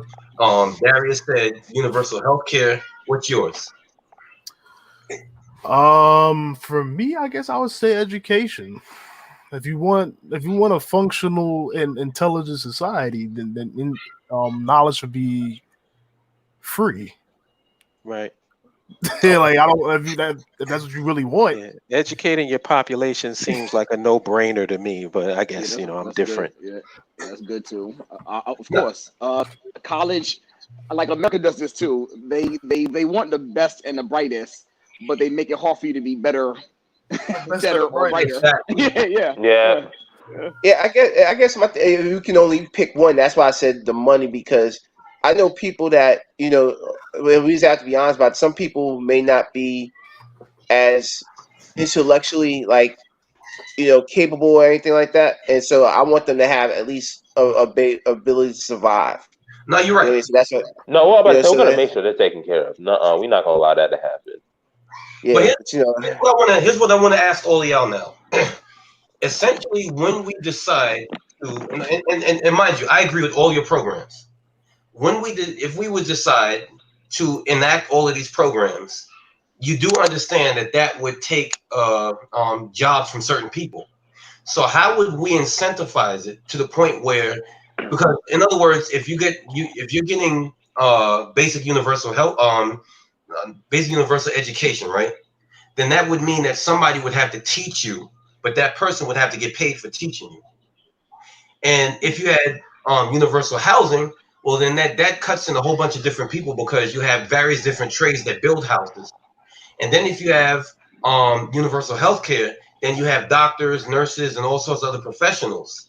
And I think that when you look at places like Canada that have universal health care and things like that, what I know from Canada is they say on Republican radio, they say that that's why the doctors come to America, because you really can't make no money in Canada because it's universal health care. And that sounds crazy, but it's something that you really should look at. So I want to go back around and ask all you brothers, how would you incentivize the people in charge of those entities that we're trying to nationalize? Well, all right, so that's kind of why I was saying about universal health care. The French model tends to me be more appealing, because it does give you that ability to make a little bit more, because they're not making exorbitant amounts of money compared to because a cardiac surgeon in the U.S. might make for the operation by itself like $250,000 to $400,000, depending on the state and the hospital it's in. So that part of it. That's why the doctors do come in, because they have the ability to make tons more money, but malpractice insurance is high. So there's systemic things that you have to take into consideration. To me, what I would say is this should be basically 2 to 3 things that should be nationalized. One, I think utilities. You should never have to worry about whether you're not going to have hot water, clean water, that's right, air conditioning. So that should be nationalized. Especially in Africa. I ain't paying no AC bill every month, man. Yeah. Yeah, for real.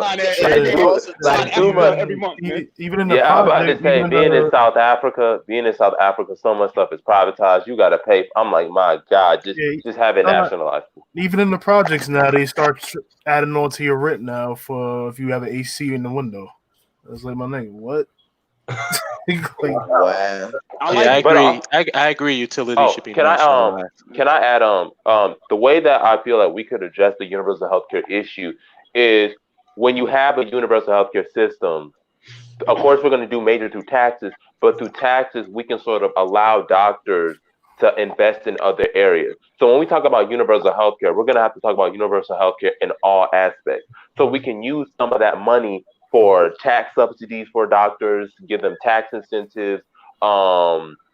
We can also have them for research and development so that the doctors encompass more than just one thing. I feel like when we have doctors that make more money, they're going there to make more money, but the quality of what they're doing is not up to par because there's not investment in research. There's not more investment in, technologies. And so you get more doctors not only in the field, but you're training them in other areas. It's like when we get prepared for automation, you have to realize that a lot of people are going to lose their jobs in those fields that are being automated, but you teach them ways how to design robots. So you start investing in nanotechnology, nanoscience, and then it starts creating a feedback loop where now everything can start running. How about this, fellas? Yeah. I'm sorry, go ahead.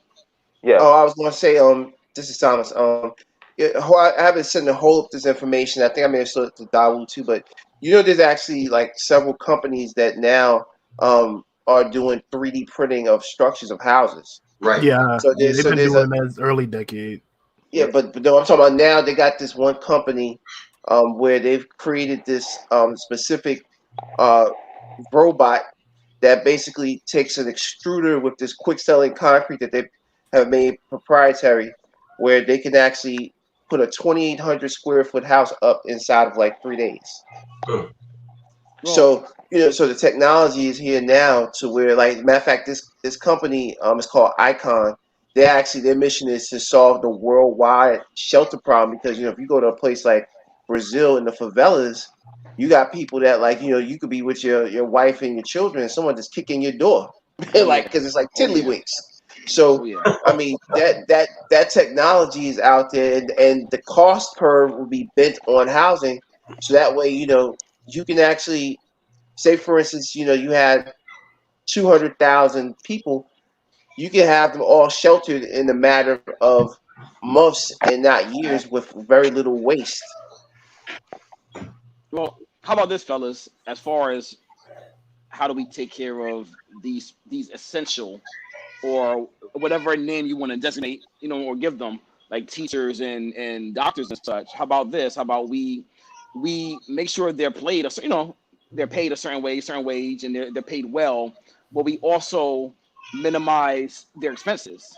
We provide that is true.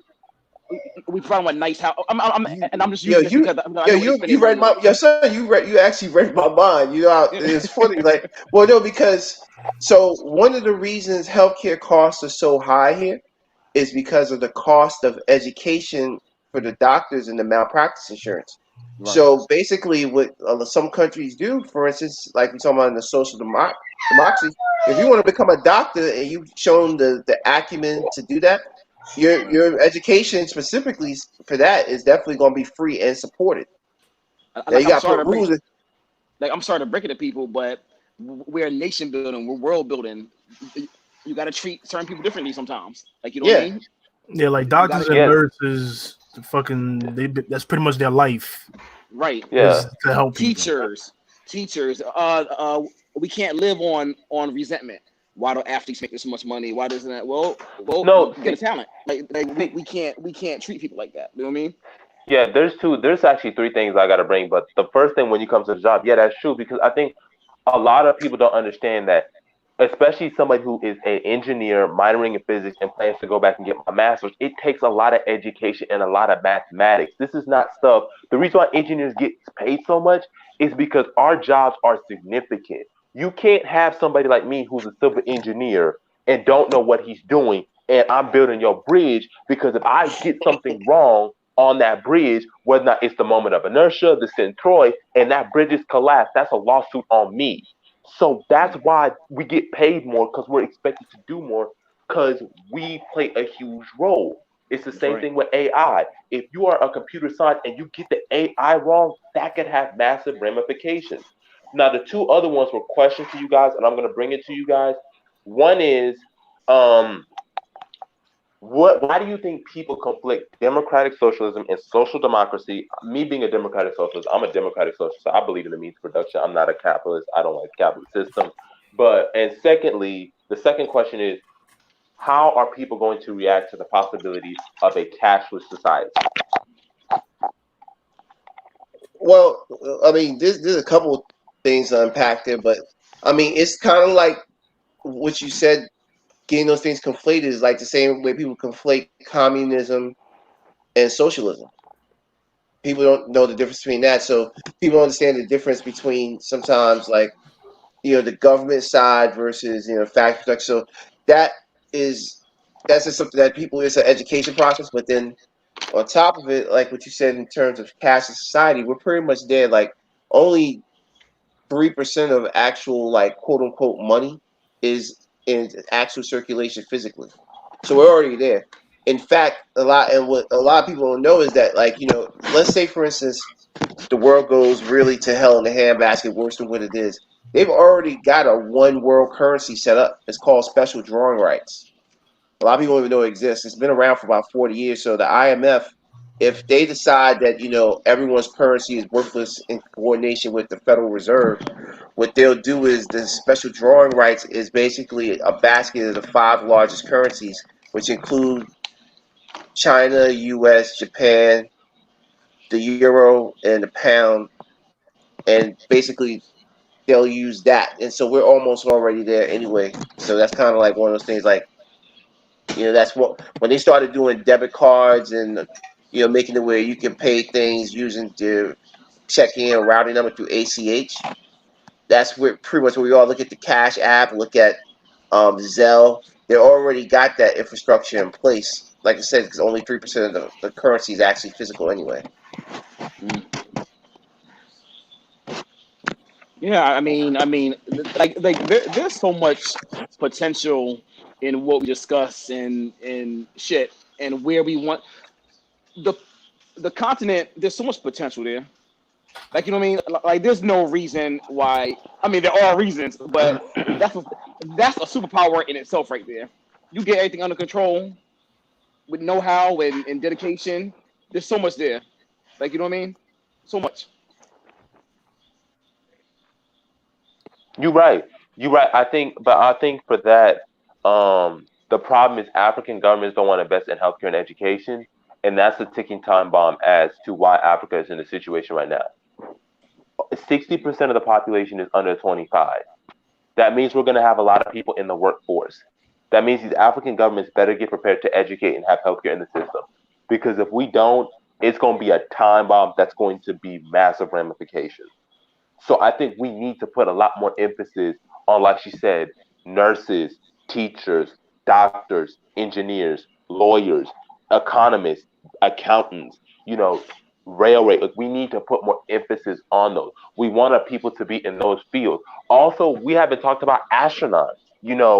People rarely talk about astronauts or ocean colonization. If the ocean sea rises and we're on a coastal city, the best way to do it now, you got to engineer at the bottom of the ocean. So how are we going to prepare people for being marine biologists? Being willing to manipulate and manufacture stuff underneath the ocean.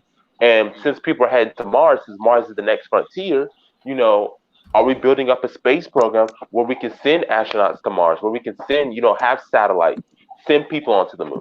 We got to think big. That's what I'm thinking. And I feel like that's what people in our community are not understanding. You got to think big. It should not be the United States taking the lead on going to the moon or going to the Mars. It should be African governments saying, we want to go to Mars. We want to go to the moon. We want to go to Europa. We want to go to Io. We want to go outside of the solar system. It's got to be us that takes the lead. Because if we wait and sit for other people to lead for us, we're going to be stuck here for a million years. Look, it's just a lot. But yeah, that's all I have to say. That's it. But it has. As But you know what though? It has to be a lot. Like we have to say a lot. Like you know what I mean? Because Word. like Deion Sanders said in his Hall of Fame speech, what was it again? If your dreams are bigger than you, or if your dreams aren't big enough, there's something wrong with you. I forgot what he said exactly, so I apologize for No, it's good. misrepresenting. But he said something about your dreams, and if your dreams aren't bigger than you, then you need to think some shit like that. He said, Google it. I'm sorry, I'm sorry, but you gotta throw these ideas out there, and you gotta control them. You gotta throw them out there. You gotta brainstorm. You gotta outline. You learn this in English class in fifth grade. You make a little outline, make a little web, and you put it all together. You put the pieces together. And this is why I've been saying that this virus has sped up a lot of things, because even Dr. Claude Anderson, even I don't agree with some of the things that he says, but one thing that I know is probably going to be a fact if we don't act now going forward is that Black people within the States, I wouldn't even say within the United States, I'll just say globally, is going to be a permanent underclass. One thing I will say, and this is kind of the direction I usually go with my channel, is this: you're going to be who you are, and they're going to be who they are. So in other words, if in fact you're a disciplined individual, you believe in conserving your money, you believe in educating yourself and updating your knowledge and skills, then when automation comes, you will adapt. Exactly. If you don't believe in that, then when it happens, you're going to get washed up. And it's just like for me, when I was in the locksmith field and I found out that I wasn't really I had like a pay ceiling, and they would, they decided they was only going to pay locksmiths a certain amount of money. I went back to school to get into the electronic side of the business. And when I came out of that, I found out that I was a unique hybrid, which is that most people from the locksmith field don't deal with electricity. Most people in electronic security field don't deal with physical locks. So what ended up happening was I became actually a person what they call in the catbird seat, because I was the best of both worlds. That tells me that when this automation thing comes, I will know how to pivot towards that and know what I need to do to survive. We're speaking to the choir, but in all reality, I think that the people that's going to get washed up by automation, they're not going to hear us anyway, because they're the people that's too busy, on social media talking about no funny shit. If a nigga wears purple shoes, he's this, that, and the next thing. Like, these are the kind of people that put up them kind of statuses. You know what I'm saying? But if you're a person that believes in innovating himself, elevating himself, and constantly growing with the times, and I like to say, for myself, I know one thing. Of the many things that I might have doubts and insecurities about, I got a nose for money. You know what I'm saying? I know where money is at. I know where to go get it. And when I concentrate on it, I can get it in abundance. I can't say that for everybody that I've known and people who are used to being in my circle. And as I've tried to warn them, you need to do this, you need to do that, I realized that, we all here today, we're built differently. We're built differently. Well, that's why I was going to say, I kind of somewhat disagree with that contention, only from the standpoint, the pervasiveness of how fast technology is changing and the rate. So, for instance, the rate of change that's happening with regards to robotics and stuff like that is going to be, because what technology does at its core is it increases efficiency. And me and Hope talked about this, is like, with all this efficiency, what's going to happen to the human element? They actually are working to get rid of the human element. So, like you said, you're a technical person, but most people are not. Like, for instance, there's different types of intelligence. Not everyone has that spatial awareness, just like the gentleman who's an engineer. Not everyone has that. So, yeah, you guys will probably be safe because you have that ability. But what's going to happen is, because the technology has sped up the rate of change and innovation, there's going to be large swaths of people who are just not this. I mean, in other words, if it took 25 people to staff, like, for instance, a large store, like Amazon's already doing this, right? Amazon, with Amazon Go, they can have that store complemented with like 4 people because of the way they're using the cameras, the LiDAR cameras and everything that are in the store to see when you take something off the shelf. So I just want to put that in the forefront that the technology, the rate of change is different than it was even 20 years ago. I hear you, Tom, but let me just So there's going to be less people, there's going to be less jobs available, even for people who have the ability. There's going to be a certain percentage of jobs that you're going to get, but everyone else beneath you in that food chain is going to be left out in the cold. No doubt, but you know something? There's a book by a dude that he's kind of a boring writer, but I really like his work. It's called Daniel Goleman, and the book is called Humans Are Underrated. You may remember I have shouted him out in some of my shows because one of my favorite books of his is Talent is Overrated. And in this book, he makes the argument that even though automation is coming and will take out a lot of jobs, there is still a human element that humans like to deal with. So in other words, there's still going to be a place for humans because humans are going to want to talk to humans and deal with humans. They're not going to want to always deal with robots. And even though you may go to let's say you're applying for a credit card. You may go to 5 credit card companies and you deal with automated systems. Word's going to get around that credit card company number 6 uses actual human being, and then people will flock to that company because they may not like they may not like the automated system. Best example I can give you is this. When you go to shop now, what I'm noticing is increasingly it used to be one aisle, but now every shopping center that you go to, I'm talking about grocery store, they have like 2 or 3 self-checkout lanes, right? But there's still people all around the corner on the lanes with humans because not everybody wants to self-checkout. So that to me is the perfect dichotomy of what America and the world is going to look like in the future, because what it says is there are people who are going to want to deal with machines, but there's people also who are going to be adamant, I want to deal with the human. And if you have a business that offers that human element, I still think that you will be relevant. That's why I say I have to dispel something real quick. So, all right, so that's an academic point of view. I'm gonna tell you what happens in reality. So, did you know that, like, for instance, at Bank of America, they are one of the companies that invest in that deep fake technology. So what they actually are working on, they're going to have a virtual person that you can teleconference with to make you feel like you're dealing with a person. They're going to have an image. But it's not going to be the same, though. That's the thing. No, listen to what I'm trying to tell you. I'm trying to tell you because I worked in this industry. They're having they have a situation where you're going to, because you want the human touch, right? You're not going to be able to necessarily go in most cases to see that person. So they're going to have it where you're going to call in. It's potentially going to be, some really attractive looking blonde hair, blue eyed girl, right? For the average, U.S. citizen that they dial in. That person's going to be there live in front of them, but it's an actual AI, and they're actually using the deepfake technology along with natural speech patterns for them to communicate with this digital entity. That's happening now.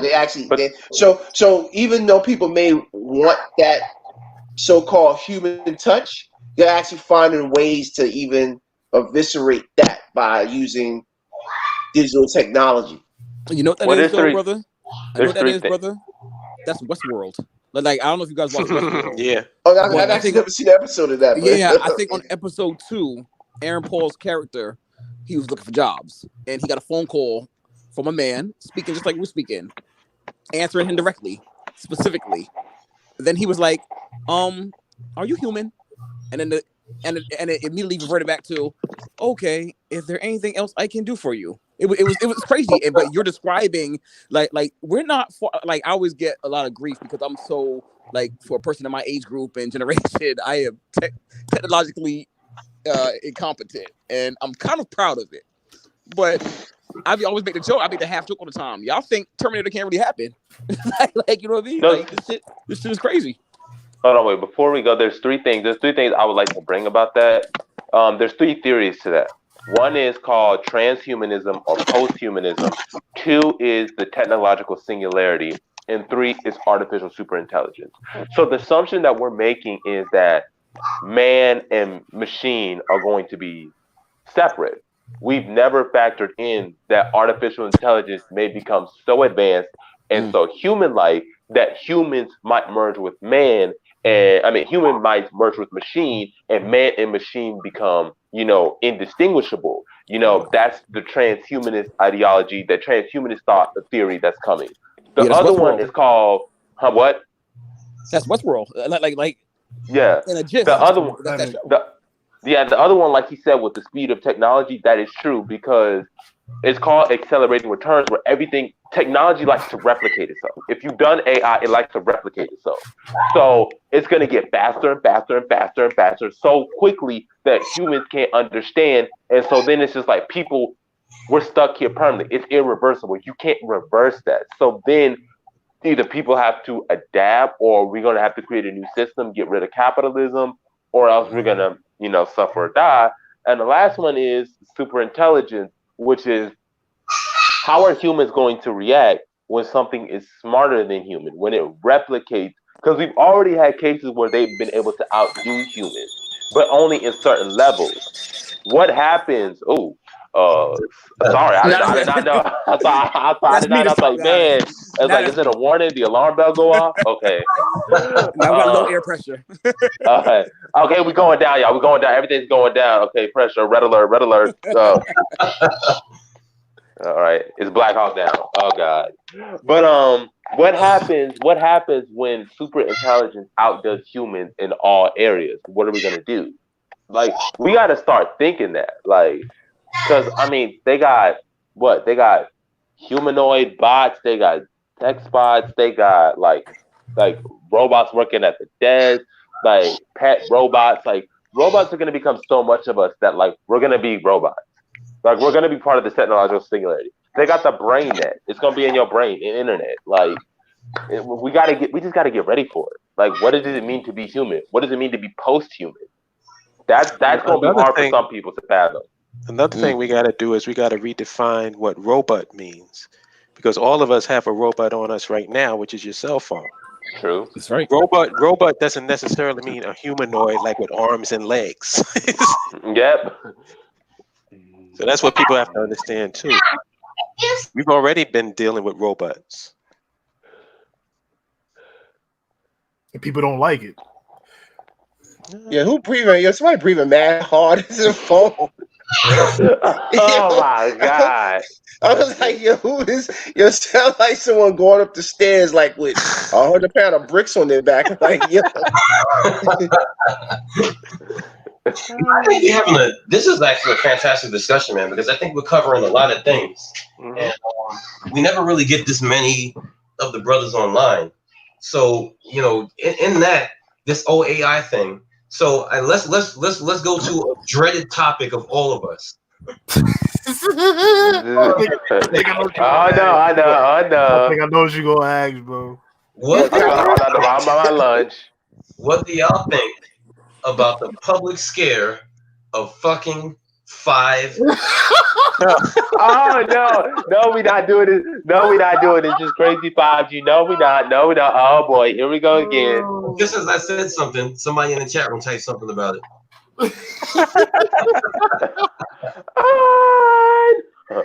No. Let me just say this, because 5G is Thanos. 5G is Thanos. Yeah, that's what the world is. Pretty much. So Bradley actually found. He didn't watch the video, but he saw that apparently Young Pharaoh. If you guys don't know who that is, he's like, oh my God, I don't like him. Community guys, right?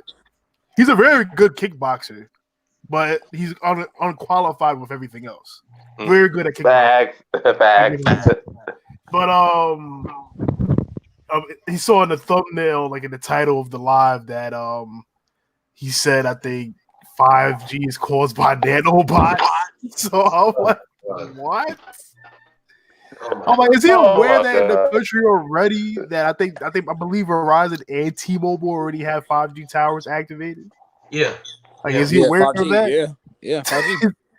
And as Holub said before in the Woo's Live recently, what's the problem with 4G then? Because it's like 3G and 2G. So we'll be all right at 4 as long as we don't go to 5. Yeah, pretty much. I'm not understanding how radioactive waves are causing a sickness. The only sickness they'll give is like nausea. That's what happens at 6G. Yeah, I'm about to say. You can always level up. You can always level up. Here's what I'll say. As far as me being in my industry, because remember, for alarm panels to communicate, they got to go out on one of these bands. So for years we used POTS, which is an acronym for plain old telephone system, or POTS lines, the copper. But now that everybody's going to fiber and basically voice over IP, basically most people who have alarm panels had to do away with their phone lines. Very, very few people use phone lines because they're unreliable. And so what happened is that as the government decides we're not using this no more, you know what I'm saying? You had the 2G sunset. Then last year you had the 3G sunset, which basically means that eventually the government doesn't support these generations, these particular radio waves. And so what they're doing now is they get to the point where they're going to have a 3G sunset, and I think it's next year. So anybody that has a 3G radio, it won't communicate anymore. So slowly but surely, they're getting rid of all these other bands of frequency. That's pretty much my part of the show. So what I'm saying is that if y'all afraid of 5G, and we don't really know the severity of it, because we could be clowning it could be deadly, or we could be clowning it could be not deadly. But the fact of the matter is that most of the people talking about this don't work in the field, so they don't know really what Thank you. And that's why we would have to get somebody. The facts. Oh my gosh. You know what I'm saying? We'd have to get somebody that's in the field to come and talk about it and tell us exactly what the dangers are. Because it's my money. For my money, if you already got 3 generations working, now mind you, I don't know how many of you brother travel, but I travel a lot. So your cell phone goes crazy. It goes from 1G to 2G to 3G to 4G to 5G within the ride. So my nigga, if you're not worried about the fact that there's 4Gs operating right now, why are you doing? You know what I'm saying? Why are you all of a sudden getting nervous about a fight? When you I gotta even triggers better, them. They must have watched Five Fingers of Death or something. I got an even better question. And this is what I said earlier. I got an even better question. What's the solution? Like, why are you telling me this when you don't have a solution? Listen, because we're dealing with hoes, okay? We're dealing with hoes and prostitutes, okay? They don't know better. All they're doing is they're regurgitating what their pimps paid them, okay? Their pimps paid them a couple money to say that 5G is this. So they don't do that. I mean, they got to get their money. I mean, if you had a brothel and a pimp come and give you money, what you gonna do? That's what you got to do, okay? They busy doing what they're supposed to do, okay? Yep. Because I'm like, at this point, then that means you just don't like technology. They're doing what they're supposed to do. Because I'm like, then get rid of your cell phone, get rid of the router and the modem that you currently use and even have this live stream. Get rid of that. Get rid of Wi-Fi. Yeah, because if you don't like 5G, what the fuck you think is a medic for your router? No, but listen, at the very basic level, brothers. At the very basic level, we all know that wouldn't help because radio waves, microwaves penetrate brick. So the fact of the matter is, if you get rid of your router and all the stuff that you communicate off of, that doesn't mean everybody else is going to do it. You're so surrounded by it. Exactly. So you know what I'm saying? Like it's like we use in my industry, we use combination passive infrared and microwave detectors. The microwave detector goes through the building and will pick up a dog outside your building if you don't turn the frequency down. That's enough radiation right there. And if you don't die from that, then I don't know what I'm not trying to be ignorant because again, none of us really work in that field. But what I am saying is that a lot of what we've heard is just unwarranted. Yeah. Anubis Kane, exactly. Like we dealing with a bunch of people who are not experts. They don't know anything, and if you ask them to get to the specifics, they can't explain it. Like I always ask people this: when you bring an argument to me, 5G does this. What evidence do you have? Can you show me the methodology that you have? And they don't give me an methodology. Ask for your opinion. That's an opinion. I asked you, what's your fact? What evidence do you have? Methodology. Please tell me, and we will gladly shut up. But that goes back to you're using a lot of big words, and I'm going to take them as disrespect. That goes back to so because you're doing that, I'm gonna say you do a Negro babble and block you. That goes back to the people that always say, "I heard, I saw, someone told me." Like, it's not hard to ask a fucking question if you don't know something. Like, you know what I mean?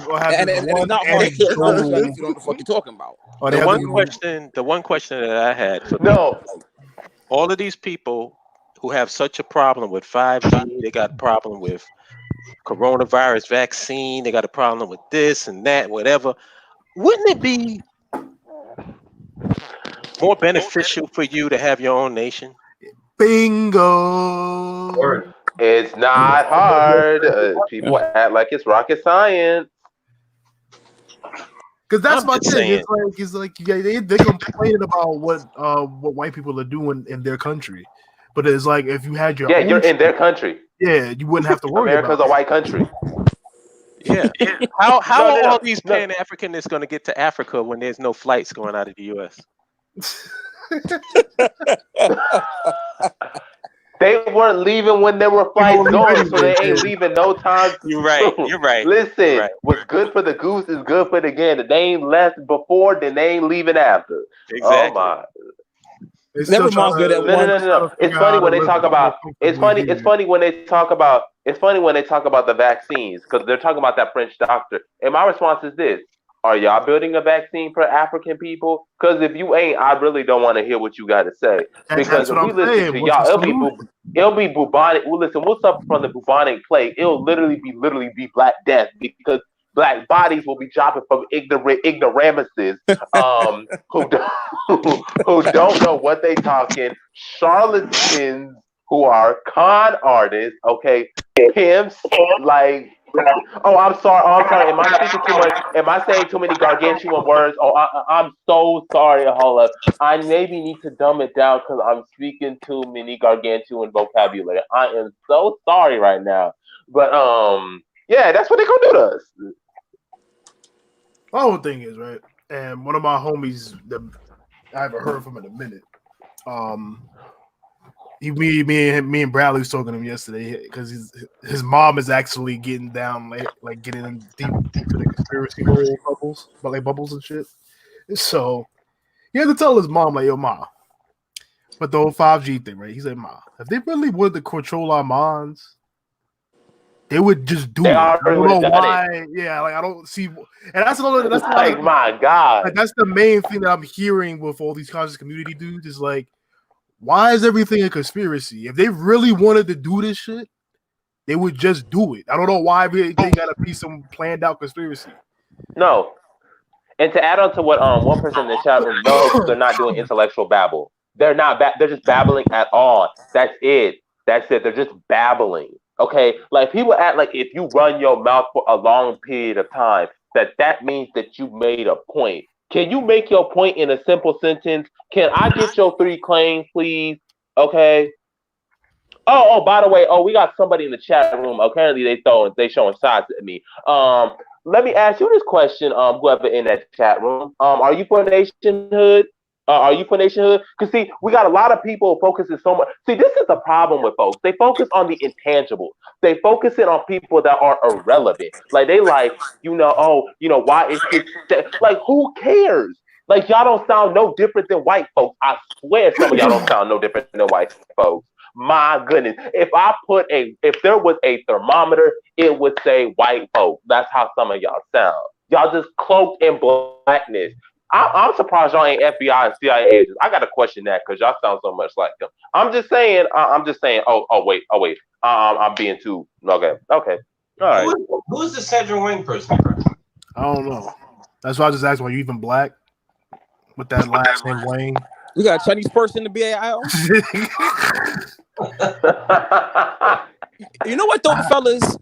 One thing I can't stand is anybody that's a part of the people who claims to be for the people, but wants to treat certain people like the way white people treat the people. Exactly. Like you know what I mean? Like, as far as I'm concerned, get the fuck out of here. Like what I'm talking about, what I want is bigger than this American idea of how you should behave, and it is an American idea of how you should behave, or as you always like to say, the Western ideals. A lot of y'all behave or bring along Western ideals and ideals about race and society. Thank you. Oh my God. Oh my God. Oh, did the second coming just happen? Did Jesus just come? Please, because these folks, I swear, they ain't no different. Listen, they're chocolate covered white people, okay? Listen, they're Oreos, okay? Okay? I can just find them from the grocery store. One thing I don't believe in wasting human potential. If the next great leader of our nation, or I don't know what term we use, president or head of the council, is a woman, why would I stop her because she's a woman? Exactly. Thank you. You know what I mean? Why would I stop the next great scientist because he's a homosexual? Listen, I don't know. Listen, I'm not homosexual. There's things about it that I don't understand, but you know what I mean? It's not my place to understand it. It's your place to educate me if you're a homosexual. But I'm not gonna. My job is not to minimize your life or to stop you from living a life. That's not what I'm about. It's not what I want to be about. You can keep that shit from in America with your Christian upbringing, and then you became a nationalist or whatever your existence happened before you became a part of what you want to be. Leave that here. Go back. No, you know what's ironic? You know what's ironic? You know what's funny though? The same people who will rant off about homosexuals will say a homosexual type stuff. And I'm just sitting here like, I don't even say that, but you telling me I'm a problem. I don't say stuff like that. So that makes me question you. Then all of a sudden you get offended, and I'm just like, well, you said that. I didn't say that. You saying that. It's really amazing to me. And I feel like that's what stops nationhood. Because some of the biggest people who advocated for nationhood were Black women. Yet you see these conscious people in the community constantly bashing Black women. Like, Black women did this. Single mothers do this. Black women are this. I'm like, it was Black women who kept Garvey's movement alive. But y'all talking about Black nationhood. But y'all want to degrade Black women. I don't, with the whole Black woman bashing thing, I don't really hear that from conscious people. I usually hear that from these MGTOWs and save yourself black men niggas. They believe they're conscious though. They do. That's what they believe they're conscious. The Wont tribe of North America. That is true. The black men don't respect you. You got to reclaim your masculinity and date a non-black woman. Well, what? That's the ideology. Oh my. Yo, so let me. These white. I gotta put myself on mute for extended time after this. It looks like me and Tolo talked about this on our last show together. It looks like most of the movies that we anticipated are gonna have to come like straight to basically straight to on demand is what they're looking at. I seen a couple.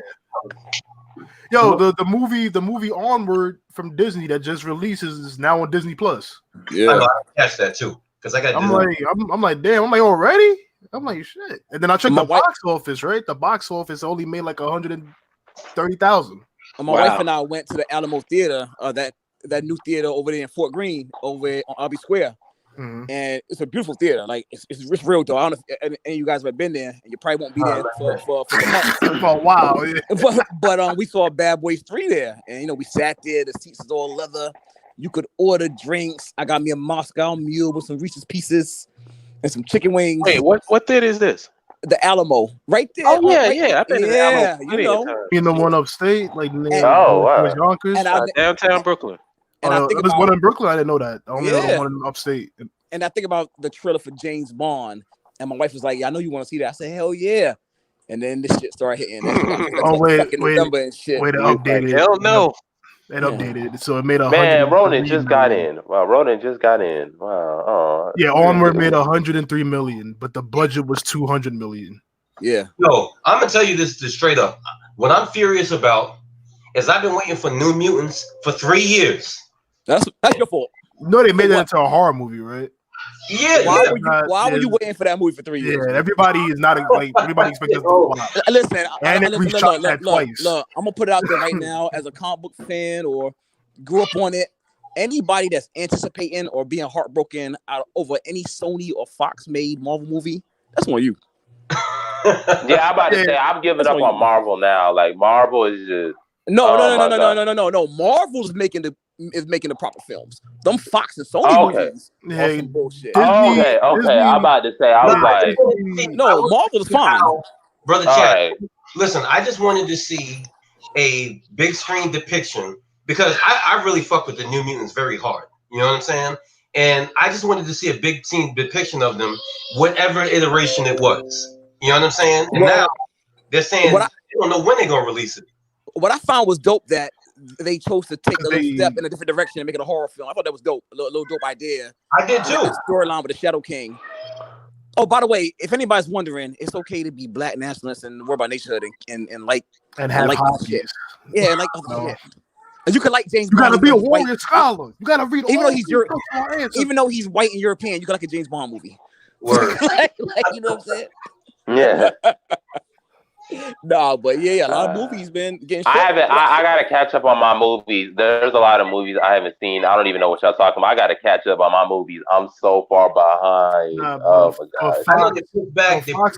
Fox is trying to get rid of all those movies Disney's trying to get rid of all those movies that Fox originally had in the plan.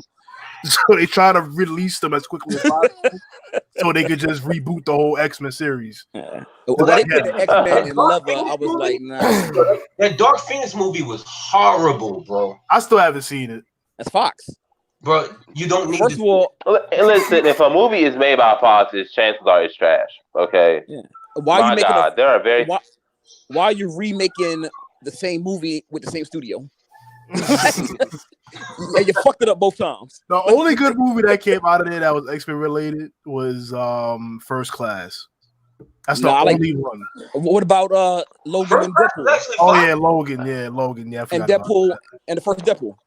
Yeah, for Black Panther 2. For Black Panther 2, I feel like there's gonna be some heartbreak in there because the way they ended this one for Black Panther, I wasn't too thrilled. And I think for Black Panther 2, it's gonna be even more of a bummer. Oh my god! But we'll see. We'll see what happens. Well, it's going to be two separate kind of entities because Black Panther 1 was in the chain of the line leading to Avengers Endgame. This one, God knows, exactly, it's leading to another ending, which is really the genius of the Marvel studio. So all of these films they're part of a timeline in the storyline. And I was thinking that is true. Because I was going on like a marathon and I was going through all these movies and I was like, damn, I didn't even realize that this led to this and this led to that and this to this. You know what I'm saying? So I don't know who the big villain is going to be at the end of the line of this second generation. But the coronavirus got me pissed off because now it's going to take a while for it to get back, baby. Well, that was the best thing about this merger. They now have all the best villains. Dr. Doom is now theirs. Magneto is now theirs.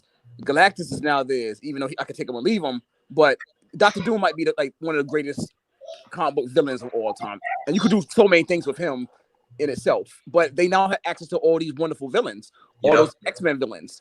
And the one thing and I hope this don't get me kicked out, but as a kid coming up, I always disliked Black Panther. I was more of a Luke Cage guy. Am I thinking? Luke Cage. I don't mind Luke Cage. I prefer Black Lightning. I prefer Black Lightning over. Honestly, I think what Black Panther was get kicked out because I you know what? It became fashionable to like Black Panther when the movie came out. Yeah, true. Yeah. But I think a lot of people weren't really because he just wasn't featured that much. No, not that at all. I'm gonna tell you the reason why. As a kid, in my thinking when I was a kid. They had all this technology in that one country in Africa, and they kept it to themselves as the world around them went to hell. Right. And I never liked the story of Black Panther because of that. Right. Got you. That makes sense. You let Africa shit while you was chilling making money from European countries with vibranium. Yeah. What about Black Lightning? Because Black Lightning, I like the show but the comic. I don't like the show at all. I hate the show. I don't like it. Okay, I was good. I was watching the first two and a half seasons. I'm gonna tell you what made me stop watching the show, and it's like they had this mini arc in the second season. Oh yeah. No, not even that. Not even that. It's like all right. So, on all these DC shows, they have some way, shape, or form of interracial relationship, right? I know that was true. This one arc killed me, bro. Like I'm like, yeah, I'm done watching this shit. Like they was went it the black and white child? Was it the black and white twins? Yeah. They went to like this Gullah Geechee like area. Yeah. And the parents was like this real super pro-black, like the whole family was, except for the daughter. And then she got pregnant by some crackhead looking white dude. The Sanjay. Yeah, but they was in love. But they was in love, though. Yeah, exactly. And then she had twins. One came out black, and then the other one came out white. Look, I got no real problem with that, but it was so corny. It was so stupid. Like, it was so fucking dumb. Let me speak on Black Lightning. Black Lightning is like one of my guilty pleasures. It's not a good show by any stretch of the imagination. Nope. But it is hella entertaining though. It is. You know what Black Lightning is? I'm gonna say what Black Lightning is. TNA wrestling. I thought it was the worst shit on earth, but I watched it every Thursday out of habit. Oh my god! Well, at least they hooked his suit up. At least they hooked his suit up because that first suit looked like some damn Funkadelic Parliament shit. But the dialogue is so corny. Like, you know what I mean? The dialogue is so cheesy and it's like written like, how do we think black people should talk when all the writers are fucking black? When all the writers are fucking black. That's what I'm saying, bro. It's amazing to me. That's why the best character is Tobias. He's the best. Yeah, Tobias is racist as hell, man. He's like the Uncle Ruckus of Black Lightning. Nah, the best character to me is the funniest shit is he's talking about what's the kid that had the bionic spine? You say he's talking to him, and he's like, "It's always these big lip Negroes," and I'm like, "What?" Yeah, I love his character because he's always gonna say some racist shit at some point in the show. And then they had Robert Townsend on there being a cornball. Oh hell yeah, yo! Much respect to him, but being a real cornball on there. You got fucking Wayne Brady on there. The thing that makes me like Black Lightning is just so ridiculous. Some things are so bad that it's actually good. Like, I don't care what my cousin puts on. If my cousin comes to me with some fucking outfit on, I know it's him. you got Principal Pierce with the same damn lineup as Black Lightning, and nobody knows. His own daughters don't even know that that's Black Lightning. And he's like 6'5". He's like fucking 6'5", man. Oh my! I mean, that is hilarious to me. But listen, it's the same principle as Clark Kent. Yeah, Superman. Taking his glasses off, and you can't know he's Superman. Right. It's just ridiculous. And I'm gonna say what it's the same principle as R. Kelly has a distinct speaking voice. It's like him saying, "Nah, that's my brother. That ain't me on that video." Nigga, that's you. I heard you speak. I heard you speak, man. That's you. And on the show, they got like some Martin Luther King clone that's like a cop. Y'all know who I'm talking about too. Oh yeah. He sounded. Oh no, I know. I can't stand him. He's like, "Come on, brother. Get me out here." I was like, oh boy. And then you got Gambi, who's kind of like, you can argue is technically like the white savior because he tells them what goes on and stuff like that. I mean, he's pretty cool, but still, he kind of be like. Gambi's my favorite character. Gambi's my favorite character. I'm gonna tell y'all why. The guy who plays Gambi is a great character actor because he is the only one there that seems to take that shit seriously. Like, he seems like a real serious character. No, you know what though? I love Gambi. I'm gonna tell you why. He's so subservient to all the black people in the show. I love it. Yo, I'm gonna be real. I only watch the oldest daughter. This we talking about. Oh yeah. She bad as shit. Let me throw this out real quick. I was I had to do a job at the Stop and Shop right next to the Barclays Center. So I spent the night at my aunt's house in Flatbush. And so my aunt wanted to watch what she wanted to watch. So she throws on something I didn't know exist. She throws on Mixed-ish. Oh, yeah. Oh no! You know, I thought Did that you was see the new Blackish? Did you see the new Blackish where they had a black and it was like it looked like an ambiguous woman? I was like, what is this? Jones. It's called Black as Fuck or something like that on Netflix. That's a prequel, I think, right? No. Mixed Dish is a prequel. Black Yeah, okay. It's almost like you want to talk about extra. I'm like, I'm one of those guys. Like, I don't know if any of y'all like this, but I'm one of those guys. Like, if I watch a movie or whatever, and the person there is lying too much, I can't sit there and watch it. I got to get up. I really can't. Like, you know what I'm saying? Like, my ex-wife, we used to watch certain things, and she knew somebody was gonna lie or whatever. She literally jump on me and hold me down because she knew I was getting up. No, Mixed Dish is corny. It's corny. Oh my god, it's corny. I thought it was fake. I thought it was this like some internet conscious community bullshit, and then I actually got an ad on Instagram. It's an actual in the trailer where the whole purpose of this show is to make white people uncomfortable. That's the whole purpose of this show. Zach Morris is in it, right? I'm not sure, bro, because I couldn't sit there and watch it long enough. No, I think Zach is in there, man. I mean, what do y'all think about? So what? What do y'all think about the new? What do y'all think about the new? What they did? I don't know why they did it. A reboot of the Boondocks. I don't know why. They're planning to do that. It's not out yet though. But wait, is Aaron behind it? Yeah. Dude is back involved. So I'm gonna check it out when it comes out. The dude is back involved in the property. Yeah. Okay, good. Yeah, I'll check it out if it's Aaron. If it's not him, I ain't even looking at that shit. The Boondocks had me dead. Oh my god. The pimp named Slipback was my favorite. No, it's either between the pimp named Slipback or Riley, because Riley just be my god. What about I was actually just watching the Catch a Freeman episode this morning. That was hilarious. There were so many jewels in the Boondocks, though. Like I mean, aside from the laughs. Like if you pay attention to that shit, like that one Gangsterlicious episode with the homies over hoes and a feminization of you know what? Wrong word. The whole episode was blatant of what he was trying to say. Right. No, the episode that got music and the kids. You know what I mean? Yeah. The episode that got me off. The episode that got me off, like on the intro, was what was it? It was with Felice Johnson. I was dead. I was like, they went all the way out. They got a real thing. I was like, hey. Cat Williams was great in that show too. Like, when he would make his little appearance as the pimp, when dude was like, "Yo, are you gonna teach me how to get my wife back?" He's like, "No, I'm gonna teach you how to." A pimp named Slipback. Yes. Yeah.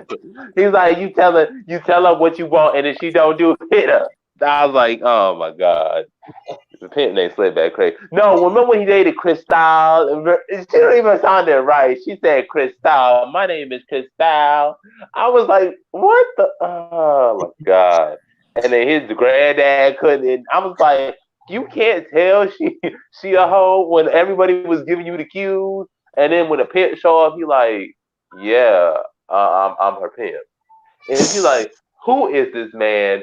He's like, are you deaf? I was like, I'm dead. I'm like, my God. So the grandfather is the most hilarious. How they gonna do it without John Witherspoon? Then they might use his son. He might be dead. He might be a dead character. Maybe I'm not sure. No, his son said they wanted to do it. He actually sounds similar to him. Oh, does he? Yeah. But I mean, someone was actually in an episode before. It's one thing to sound like him, but can you replicate that? Like, you know what I mean? Like, a David Benoit could want to be a wrestler all he fucking want to. You ain't fucking Chris Benoit, motherfucker. Like, you know what I mean? You know what I'm saying? I mean, can you do it? Well, we'll see. Yeah. We'll see. Caroline, it's a true story. America used this to stop issuing passports, and the question isn't why they did that, but the question is, will they issue them when this shit is over? Like, you know what I mean? Or how easy will it be to get passports back? Yeah, that's why. That's what I was saying. That's why you should have. That's why you should have ran for nationhood. We should have been prepared. Now everybody's scrambling. So yeah, I work in the building, but this is delicious in the village, and that office is constantly packed. And they waited to the last possible minute to close that office. They were still issuing passports when I was fucking going home sick. Yo, man, so like the next wave now, people should start looking for that dual citizenship. Mm-hmm. Oh, and by the way, everybody, I don't know if you guys know this or not, but I learned last night a provision in this whole stimulus check everybody is supposed to be getting, or hopefully getting, or whatever. Apparently, this is like the stimulus check is an advance on your tax return. So it's not just free money they're giving you. It's your money. Always remember that, Americans. It's always gonna be. They will always find a way to scam you. They will always find a way to scam you. I wasn't even paying attention. That's what it is. It's your money. I mean, well, you might not be, but I'm sure some people out there, maybe even on this for me, I'm fortunate that I'm still working, but for somebody that's not, I understand. But I mean, I'm not expecting it. I'm not expecting it, but I always look at money that I ain't expecting is good money. So, yeah, I'm like, if I do get some on the word, So a little bit of information. It's a part of your tax return. So be careful because you might end up owing at the end of the year. To me, that's what you call putting some extra stank on the disrespect. Listen, man, I got a friend that works three jobs, right? Takes care of the business, hardworking dude, man. Well, actually, he stopped working 3. He worked 2 now. Takes care of his son. His son's 529 plan is great. His 401, his investments. He tries to do as best as he can with finances, right? The brother been fighting the IRS for the past 3 years, right? He made a certain amount of money. He paid about 16 grand in taxes for 2019. The IRS says he owes $4,000. So they don't want the 16, they want the 20. You know what I mean? Like, how much he making? Crazy. What's that? How much he making? Listen, the motherfucker gave him 16. Well, the motherfucker gave him 16 grand. Yeah, you know what I mean? I can't keep my 4. Like, you know what I mean? I can't keep the 4. No. How Martin said, I can't do the 5. I can't do the 5, Gina. No, you can't keep shit. Give me all that shit. Yeah. Oh, another thing. Somebody asked, was the next Rwanda trip? It was supposed to be in August, but don't look like that's happening. Wow. I mean, I don't know. It might. The canceled as well. I should plan a group of people who want to go to South Africa. Africa is the place, y'all. It's the place. Oh, yo, hold up, get on that. Oh yeah. I actually wanted to go to South Africa first before I went to Rwanda. Wow, really? Neither one of them is happening. I really want to go on one of these trips. I just gotta have to have my finances. I was trying to be there for my birthday. South Africa or Rwanda? South Africa. And I just got invited to this small group that's trying to go to Ghana in 2021. But I gotta talk to them because everybody's having their own. It's not being planned properly, so I gotta like go in there and be like, yo, what's the plan? Because y'all all saying different things there. So, but the whole stimulus package, right? I wanted to say this earlier, so that's what actually got me a little upset too, and that person never responded to me either. Ironically, one of these bigger Pan-African pages, so-called Pan-African pages, this dude made a post regarding the stimulus package. It says, you should use that money to invest in property in America. I'm like, what? What? Talk about somebody that can't read the room. like really, dude? Like you're still thinking? Oh, bro. Yeah, that's what I'm saying. I'm like, bro, like, why? If you're a so-called Pan-Africanist, why are you? And then people were supposedly getting quote unquote free money when it was at the time when it was speculated to be 3,000. Yeah, right. I'm like, man, why are you telling people to invest in America when they use that same money on somewhere in Africa and that money will go way farther? Ain't nobody investing in shit right now, in case he hadn't noticed. Yeah, that too. They're trying to survive. Unless you're a fucking banker. Yeah, my stocks looking like real shit right now. So I'm not even gonna look at that shit. I look terrible. 401k. My pension dropped like none of that. $5,000 over the past 3 weeks. Like I lost like $5,000 on my pension. My stocks look like shit. I lost a lot of money.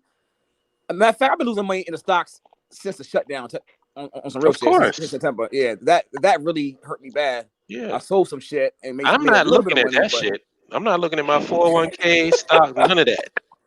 Yeah, it might look crazy. I ain't looking at like that shit at right now. all. They send me the statement. I just delete that shit. Ignore it. You know what though? I can't help looking. but you know, I will say this though. Anybody interested in buying stock, this is the best time to buy though. Keep buying. Do what you're doing. Keep buying. Yeah, I mean, if you got the money, I mean, like I don't, but listen. $20 a week on something, $10 a week on something. It don't gotta be Exxon and shit. You know what I mean? It don't gotta be Amazon stock. I'm looking. I was asking one of my old coworkers actually about like like the mobile app ones, like Yes. list and stuff like that. So my bad. I'm so sorry. I want to invest, but cheap. Right? Yeah. So I get the Robinhood app. Robinhood app. Yeah, play with that. Yeah. I said I don't know where the fuck that came from. Yeah, Robinhood. I made a lot of money on marijuana when Jeff Sessions got fired. Marijuana stocks went up high, so I made some couple dollars on that before I made some money and then sold them. Okay, yeah, I think Bradley was looking into that too. But right now, I don't know if he's still looking into at anything right now though. But stock money is good money.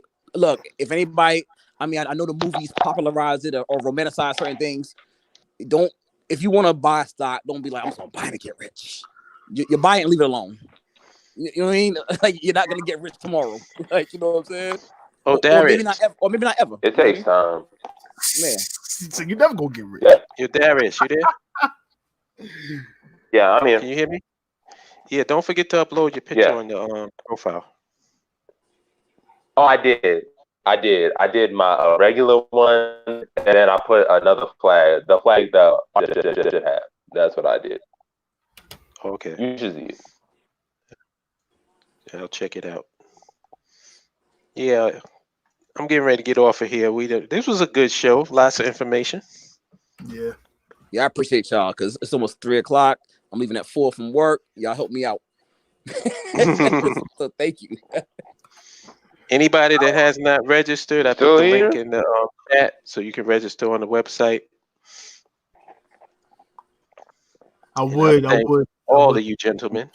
I would leave on Amos Wilson like video that I did, but I don't know if you could share the audio when you share screen. But it's fine.